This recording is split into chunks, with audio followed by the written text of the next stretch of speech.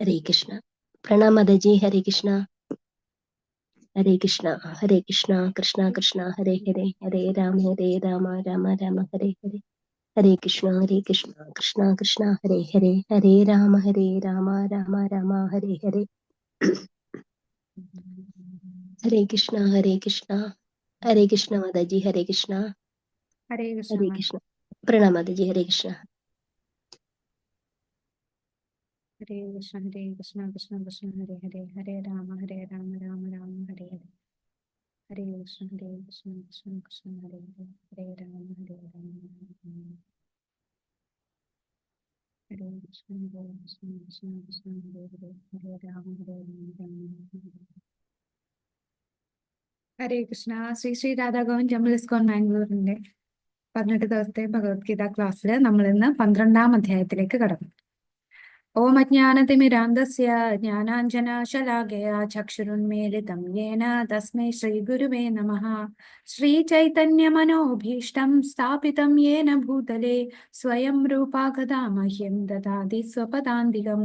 വന്ദേഹം ശ്രീഗുരു ശ്രീയുതപദകമലം ശ്രീഗുരും വൈഷ്ണവാംശ്ച ശ്രീരൂപം സാഗ്രജാതം സഗണ രഘുനാഥാന്വിതം ത്വം സജീവം സാദ്വൈതം സാവധൂതം പരിജനസഹിതം കൃഷ്ണ ചൈതന്യദേവം ശ്രീരാധാ കൃഷ്ണപാദാൻ സഹഗണ ലളിതാ ശ്രീവിശാഖാന്വിതാംശ. ഹേ കൃഷ്ണ കരുണാ സിന്ധു ദീനബന്ധോ ജഗത്പതേ ഗോപേശ ഗോപികാകാന്ത രാധാകാന്ത നമോസ്തുതേ. തപ്തകാഞ്ചന ഗൗരാംഗീ ശ്രീരാധേ വൃന്ദാവനേശ്വരി വൃഷഭാനുസുതേ ദേവി പ്രണമാമി ഹരിപ്രിയേ. വാഞ്ചാകൽപതരുഭ്യശ്ച കൃപാ സിന്ധുഭ്യ ഏവ ച പതിതാനാം പാവനേഭ്യോ വൈഷ്ണവേഭ്യോ നമോ നമഃ. നമോഹം വിഷ്ണുപാദായ കൃഷ്ണപ്രേഷ്ഠായ ഭൂതലേ ശ്രീമതേ ഭക്തിവേദാന്ത സ്വാമിനിധി നാമിനെ. നമസ്തേ സരസ്വതേ ദേവേ ഗൗരവാണി പ്രചാരിണേ നിർവിശേഷ ശൂന്യവാദി പാശ്ചാത്യ ദേശകാരിണേ. ജയോ ശ്രീകൃഷ്ണ ചൈതന്യ പ്രഭു നിത്യാനന്ദ ശ്രീ അദ്വൈത ഗദാധര ശ്രീവാസാദി ഗൗരഭക്തവൃന്ദ. ഹരേ കൃഷ്ണ കൃഷ്ണ കൃഷ്ണ ഹരേ ഹരേ, ഹരേ രാമ രാമ രാമ ഹരേ ഹരേ. ഹരേ കൃഷ്ണ കൃഷ്ണ കൃഷ്ണ ഹരേ ഹരേ, ഹരേ രാമ രാമ രാമ ഹരേ ഹരേ. ഹരേ കൃഷ്ണ കൃഷ്ണ കൃഷ്ണ ഹരേ ഹരേ, ഹരേ രാമ രാമ ഹരേ ഹരേ.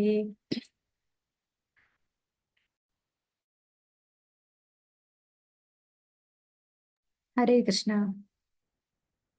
അധ്യായം 12 ഭക്തിയോഗം. അപ്പോൾ നമുക്കറിയാം അധ്യായം 6 മുതൽ 12 വരെ ഉള്ളത് ഭക്തിയോഗത്തിൽ വരുന്നതാണ്. അപ്പൊ അധ്യായം 12ന്റെ പേര് തന്നെ ഭക്തിയോഗം എന്നാണ്. അപ്പൊ ഭക്തിയോഗത്തിന്റെ അവസാനത്തെ ഭാഗമാണ് ഇവിടെ ഭഗവാൻ പറയാൻ പോകുന്നത്. അപ്പോൾ കഴിഞ്ഞ അധ്യായത്തിൽ നമ്മൾ എന്താണ് കണ്ടത്? 11-ാമത്തെ അധ്യായത്തില് ഇന്നലെ നമ്മൾ എന്താ കണ്ടത്? വിശ്വരൂപം. ഭഗവാൻ തന്റെ വിശ്വരൂപം കാണിച്ചു അല്ലെ. അപ്പൊ ഭഗവാന്റെ ആ വിശ്വരൂപം കാണിക്കുന്നതിന് തൊട്ടു മുമ്പുള്ള അധ്യായത്തില് ഭഗവാൻ തന്റെ ആ സുപ്രിമസി പറഞ്ഞു. അപ്പൊ പറഞ്ഞപ്പോ ഭഗവാനെ കുറിച്ച് അത് കാണണമെന്ന് അർജുനൻ പറഞ്ഞു. അപ്പൊ അർജുനൻ കാണണമെന്ന് പറഞ്ഞാൽ അർജുനന് കാണാൻ വേണ്ടിയല്ല, ഭാവിയിൽ വരുന്ന നമ്മളെ കലിയുഗത്തിലുള്ള ആൾക്കാരുടെ സ്വഭാവം നന്നായിട്ട് അറിയാം. അപ്പൊ അങ്ങനെയുള്ളവർക്ക് വേണ്ടി ഒരു ബെഞ്ച് മാർക്കായിട്ട് ഭഗവാൻ പറയുക മാത്രമല്ല കാണിച്ചും കൂടെ തന്നു പരമപുരുഷൻ താനാണ് എന്നുള്ളത്. അപ്പൊ പിന്നെ നമ്മൾ മനസ്സിലാക്കിയത് ആ വിശ്വരൂപം എന്ന് പറയുന്നത് ആധ്യാത്മിക ലോകത്തുള്ള ഒരു രൂപമല്ല, ഈ ഭൗതിക ലോകത്ത് താൽക്കാലികമായിട്ടുള്ള ഒരു രൂപമാണ്. ആ രൂപം ഈ ഭൗതിക ലോകത്തുള്ള എല്ലാ വസ്തുക്കളും എല്ലാ ജീവാത്മാക്കളും കൂടെ ചേർന്നുള്ള ഒരു രൂപമാണല്ലേ.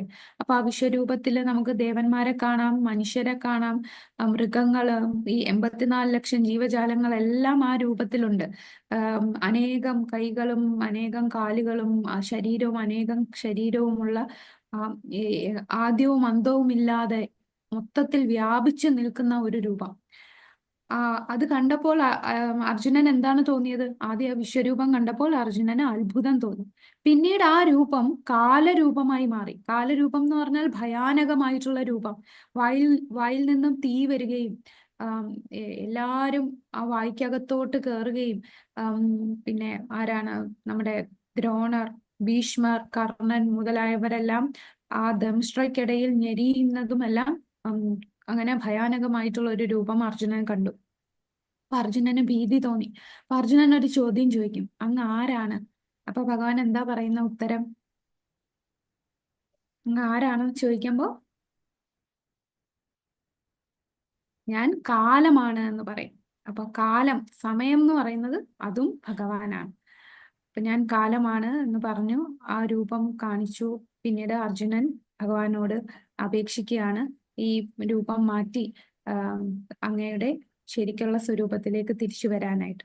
അങ്ങനെ അദ്ദേഹം ആദ്യം ചതുർഭുജ രൂപം കാണിക്കും, പിന്നീട് ഭഗവാന്റെ ഇരുകൈകളുള്ള രൂപം കാണിക്കും. അപ്പൊ ആ കൈകളുള്ള രൂപമാണ് ഭഗവാന്റെ യഥാർത്ഥത്തിലുള്ള രൂപം.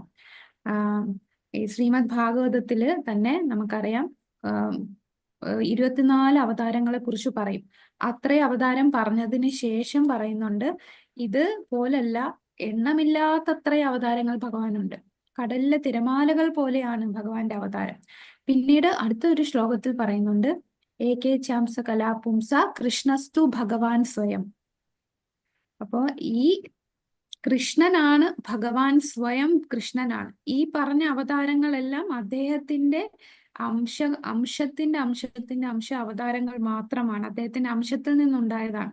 സ്വയം ഭഗവാൻ അത് കൃഷ്ണനാണ്. അപ്പൊ കൃഷ്ണനിൽ നിന്നാണ് എല്ലാ അവതാരങ്ങളും വരുന്നത് എന്ന് പറയുന്നു. അങ്ങനെ ഇത്രയും രൂപമെല്ലാം കാണിച്ചു ഭഗവാൻ തന്റെ സ്വരൂപത്തിലേക്ക് തിരിച്ചു വന്നു. ഇനി അടുത്ത ഈ അധ്യായത്തില് തുടങ്ങുന്നത് അർജുനന്റെ ഒരു ചോദ്യത്തോടു കൂടിയാണ്. അപ്പൊ ഈ വിശ്വരൂപം എന്ന് പറഞ്ഞാൽ അത് അവ്യക്തമായ ബ്രഹ്മത്തിന് സാമാന്യമായിട്ടുള്ള ഒരു രൂപമാണ്. കാരണം വിശ്വരൂപം ആദ്യവും അന്തവും ഇല്ലാതെ ഇങ്ങനെ എന്താണ് 1000 സൂര്യന്റെ പ്രകാശമാനമായിട്ടുള്ള അത്രയും ഒരു വെളിച്ചം തരുന്ന അത്രയും പ്രകാശമാനമായിട്ടുള്ള ഒരു രൂപമാണ്. അപ്പൊ അതെന്തിന് സിമിലർ ആണ്? ആ ഒരു രൂപം ഈ ബ്രഹ്മജ്യോതിസുമായിട്ട് താരതമ്യം ചെയ്യാൻ പറ്റും. അവ്യക്തമായിട്ടുള്ള ആ ബ്രഹ്മത്തിന് സാദൃശ്യമാണ് ഈ വിശ്വരൂപം. അപ്പോ അർജുനൻ ഒരു ചോദ്യം ചോദിക്കുകയാണ് ഇവിടെ. 12ാമത്തെ അധ്യായത്തിലെ ആദ്യത്തെ ശ്ലോകം. അർജുന ഉവാച ഏവം സതതയുക്താ യേ ഭക്താസ്ത്വാം പര്യുപാസത്തെ യേ ചാപ്യക്ഷരം അവ്യക്തം തേഷാം യോഗവിത്തമാ. അർജുനൻ ചോദിച്ചു, എല്ലാ സമയവും അങ്ങയുടെ ഭക്തി സേവനത്തിൽ തന്നെ ഉചിതമായി ഏർപ്പെട്ടു പോരുന്നവരോ അതോ പ്രത്യക്ഷമല്ലാത്ത അവ്യക്ത ബ്രഹ്മത്തെ ഉപാസിക്കുന്നവരോ ആരാണ് കൂടുതൽ പരിപൂർണതയുള്ളവർ? അർജുനന് ശരിക്കും ഈ വിശ്വരൂപത്തിനോട് ആകർഷണമില്ല. അർജുനൻ ആകർഷണമുള്ളത് ഇരുകൈകളുള്ള ഭഗവാന്റെ സ്വരൂപത്തിനോടാണ് അർജുനൻ ആകർഷണം. അപ്പൊ ഈ വിശ്വരൂപം കണ്ടപ്പോ ചിലർക്ക് തോന്നും ആ വിശ്വരൂപമാണ് ഏറ്റവും വലുത്, അതിനെയാണ് ഉപാസിക്കേണ്ടത് എന്ന് ഒരു സംശയം തോന്നും. അപ്പൊ ആ ഒരു സംശയം തീർക്കാൻ വേണ്ടി അർജുനൻ ഇവിടെ ആദ്യം തന്നെ ചോദിക്കുകയാണ്, നമ്മൾ ഈ വിശ്വരൂപത്തെയാണോ അതോ ഭഗവാനെ ഭക്തി സേവനത്തിൽ ഏർപ്പെടുന്ന രീതി, അതായത് ഭഗവാന്റെ രൂപത്തിൽ ഉപാസിക്കുന്നതാണോ അതോ ആ വിശ്വരൂപം എന്ന് പറഞ്ഞാൽ അവ്യക്ത ബ്രഹ്മത്തെ, അവ്യക്തമായിട്ടുള്ള ബ്രഹ്മജ്യോതിയെ ഉപാസിക്കുന്നതാണോ അതോ ഭഗവാനെ ഭക്തിയുത സേവനം ചെയ്യുന്ന ഭക്തന്മാർ ഉപാസിക്കുന്ന പോലെ ആ രൂപത്തിൽ ഉപാസിക്കുന്നതാണോ? ഇതിലേതാണ് കൂടുതൽ പരിപൂർണതയുള്ളത്? അപ്പൊ നമ്മുടെ സമൂഹത്തില് 50% ആൾക്കാര് നിരീശ്വരവാദികളാണ്. ബാക്കി 50% ആൾക്കാര് ഈശ്വര വിശ്വാസം ഉണ്ടെങ്കിലും അവർക്ക് ഒരു വ്യക്തതയില്ല. ആരാണ് ഈശ്വരൻ? ഈശ്വരൻ എന്താണ് ചെയ്യുന്നത്? ഈശ്വരന്റെ ലോകം എങ്ങനെയാണ്? ഈശ്വരൻ എങ്ങനെ ഇരിക്കും? ഇതിനെക്കുറിച്ച് ഒരു വ്യക്തതയില്ല. എന്നാൽ ഭഗവത്ഗീതയില് ഈ ഒരു അധ്യായത്തില് ഈ ചോദ്യത്തോടു കൂടി നമുക്ക് ക്ലിയർ കട്ടായിട്ട് ഭഗവാൻ ഉത്തരം പറയാണ്. ഇപ്പം നമ്മൾ കഴിഞ്ഞ അധ്യായങ്ങളിലൂടെ മനസ്സിലാക്കി പരമപുരുഷനാണ് ഭഗവാൻ. അതിന് അർജുനൻ പറയുന്നു, അർജുനൻ മാത്രമല്ല മറ്റു പലരും പറഞ്ഞിട്ടുണ്ട്. കൂടാതെ ഭഗവാൻ തന്നെ പറഞ്ഞു, അതെ ഞാൻ തന്നെയാണ് ഈശ്വരൻ, ഞാൻ തന്നെയാണ് ദൈവം എന്ന് ഭഗവാൻ സ്വയം പറഞ്ഞു. അപ്പോ ഭഗവാനാണ് പരമദിവ്യോത്തമ പുരുഷൻ എന്നുള്ളത് നമുക്ക് മനസ്സിലായി. ഇനി ഈ പരമദിവ്യോത്തമ പുരുഷനെ നമ്മൾ എങ്ങനെയാണ് ഉപാസിക്കേണ്ടത്? ഈ അവ്യക്ത ബ്രഹ്മത്തെയാണോ? ചില ആൾക്കാർ പറയും നിങ്ങൾ ഒരു ലൈറ്റിനെ മെഡിറ്റേറ്റ് ചെയ്ത് നിൽക്കുക, അങ്ങനെ ചിലർ പറയും. ചിലർ പറയും നമ്മൾ എല്ലാവരും ഈശ്വരന്മാരാണ്, എല്ലാവരും ബ്രഹ്മത്തിൽ ലയിച്ച് ഒന്നായി മാറും, അങ്ങനെയും പറയും. അപ്പോ ഇതില് ഏത് അപ്പം നമ്മള് ഗോലോക ചാർട്ടിൽ കണ്ടു, ബ്രഹ്മം എന്ന് പറയുന്ന ഭഗവാന്റെ ആത്മീയ ലോകത്ത് ഭഗവാന്റെ ശരീരത്തിൽ നിന്ന് വരുന്ന പ്രകാശമാണ് ആ ബ്രഹ്മം. അപ്പൊ ബ്രഹ്മജ്യോതി ഉണ്ട്. അപ്പൊ ആ ബ്രഹ്മജ്യോതി ഉപാസിക്കുന്നതാണോ അതോ ഭഗവാന്റെ ആ രൂപത്തെ ഉപാസിക്കുന്നതാണോ, ഇതിലേതാണ് ബെറ്റർ എന്ന് ചോദിക്കാം. അപ്പൊ ഭഗവാൻ എന്താണ് പറയുന്നത്? ശ്രീ ഭഗവാനുവാച മയ്യാവേശ്യ മനോ യേ മാം നിത്യയുക്ത ഉപാസതേ ശ്രദ്ധയാ പരയോപേത സ്തേ മേ യുക്തതമാ മതാഃ. പരമ ദിവ്യോത്തമ പുരുഷൻ പറഞ്ഞു, എന്റെ വ്യക്തിരൂപത്തിൽ തന്നെ മനസ്സുറപ്പിച്ച് അതീന്ദ്രിയമായ ദൃഢവിശ്വാസത്തോടെ എല്ലായ്പ്പോഴും എന്നെ ആരാധിക്കുന്നതിൽ മുഴുകിയിരിക്കുന്നവരാണ് ഏറ്റവും പരിപൂർണതയുള്ളവരെന്ന് ഞാൻ കരുതുന്നു. അപ്പൊ ഭഗവാൻ തന്നെ കൃത്യമായിട്ട് പറഞ്ഞു, എന്റെ വ്യക്തി രൂപത്തിലാണ് ഉപാസിക്കേണ്ടത്. അപ്പൊ ചില ആൾക്കാർ പറയും, നിങ്ങൾക്ക് ഇഷ്ടമുള്ള ഒരു രൂപത്തെ അങ്ങ് ചിന്തിച്ചോ, ആ രൂപത്തിനെ ആകർഷിച്ച എല്ലാവരും ഒരേ സ്ഥലത്ത് തന്നെ എത്തും. പക്ഷെ നമ്മള് മറ്റൊരു അധ്യായത്തിൽ കണ്ടു അല്ലേ, നമ്മൾ ആരാ പ്രാർത്ഥിക്കുന്നോ അവിടെ എത്തത്തുള്ളൂ. യാന്തി ദേവവ്രതാൻ ദേവാൻ പിതൃ യാന്തി പിതൃവ്രതാൻ ഭൂതാനി യാന്തി ഭൂതേജ്യ. അപ്പൊ പിതൃക്കളെ പ്രാർത്ഥിച്ചാൽ പിതൃക്കളുടെ ലോകത്ത് പോവും, ദേവന്മാരെ പ്രാർത്ഥിച്ചാൽ ദേവന്മാരുടെ ലോകത്ത് പോവും. അപ്പൊ നമ്മൾ ഏത് രൂപത്തെയാണോ പ്രാർത്ഥിക്കുന്നത് ആ രൂപത്തിന്റെ അടുത്തേക്കായിരിക്കും നമ്മൾ ചെല്ലുക. എന്നാൽ എന്നെ ഉപാസിക്കുന്നവർ എൻ്റെ അടുത്തെത്തും എന്ന് ഭഗവാൻ പറഞ്ഞു. അപ്പോ ഒരു സംശയം, ഈ ഭഗവാന്റെ അടുത്ത് എത്തുന്നതും മറ്റ് ദേവന്മാരുടെ അടുത്ത് എത്തുന്നതും തമ്മിലുള്ള വ്യത്യാസം എന്താണ്? ഇപ്പൊ പിതൃക്കളെ പൂജിക്കുന്ന, പിതൃക്കളെ ആരാധിക്കുന്നവർ പിതൃലോകത്ത് പോകും. ഇപ്പൊ പിതൃലോകത്ത് പോകുന്നതാണോ ഭഗവാന്റെ ലോകത്ത് പോകുന്നതാണോ നല്ലത്? എവിടെ പോകുന്നതാണ് നല്ലത്? ഭഗവാന്റെ ലോകത്ത്. അതെ. പിതൃലോകത്ത് പോയാൽ എന്ത് സംഭവിക്കും? വീണ്ടും ജന്മം, വീണ്ടും നമ്മൾ വരേണ്ടി വരും. അതെല്ലാം ഭൗതിക ലോകത്തുള്ളതാണ്. ഈ പിതൃലോകവും ദേവന്മാരുടെ ലോകവും എല്ലാം ഭൗതിക ലോകത്ത് തന്നെയാണ്. ഈ ഭൗതിക ലോകം ദുഃഖാലയം, അശാശ്വതം, ശാശ്വതമല്ലാത്ത ലോകമാണ്. എന്നാൽ ഭഗവാന്റെ ധാമം എന്ന് പറഞ്ഞാൽ ശാശ്വതമായിട്ടുള്ള ധാമമാണ്. ഇപ്പൊ വൈകുണ്ഠം, കുണ്ഠം എന്ന് പറഞ്ഞാൽ കുണ്ഠിതങ്ങൾ, വൈകുണ്ഠം എന്ന് പറഞ്ഞാൽ കുണ്ഠിതം ഇല്ലാത്ത ലോകമാണ് വൈകുണ്ഠം. ജന്മമൃത്യു ജരാവ്യാധിയും ഒരു ക്ലേശങ്ങളും ഇല്ലാത്ത ആനന്ദപരമായിട്ട് നിൽക്കുന്ന ഒരു ധാമമാണ് ഭഗവാന്റെ ധാമം. അപ്പൊ ആ ധാമത്ത് പോകണമെങ്കിൽ നമ്മൾ ആരെ ഉപാസിക്കണം? ഭഗവാനെ ഉപാസിച്ചാൽ ഭഗവാന്റെ ധാമത്തിൽ എത്താൻ സാധിക്കും. അപ്പൊ ഇവിടെ ഭഗവാൻ പറയുന്നത് എന്റെ ഈ വ്യക്തി രൂപത്തിലാണ് നമ്മൾ ഉപാസിക്കേണ്ടത് എന്ന്, അതാണ് ഏറ്റവും മികച്ചതെന്ന് ഭഗവാൻ പറയുന്നു. അപ്പോ നമ്മൾ ആ രൂപത്തെ ഉപാസിക്കുമ്പോൾ നമുക്കൊരു വ്യത്യാസം മനസ്സിലാവില്ലേ? നമ്മളെ കേരളത്തിലെ വിഗ്രഹ ആരാധനയും അതുപോലെ ഈ കൃഷ്ണാവബോധത്തിലുള്ള വിഗ്രഹ ആരാധനയും തമ്മിൽ വ്യത്യാസമുണ്ട്. നമ്മൾ കേരളത്തിലാണെങ്കിൽ ആ വിഗ്രഹത്തിന് അധികം വസ്ത്രങ്ങളും ആഭരണങ്ങളും ഒന്നും ഇട്ടു കൊടുക്കില്ല. കാരണം അത് ഉപാസന രീതിയിലുള്ള വ്യത്യാസമാണ്.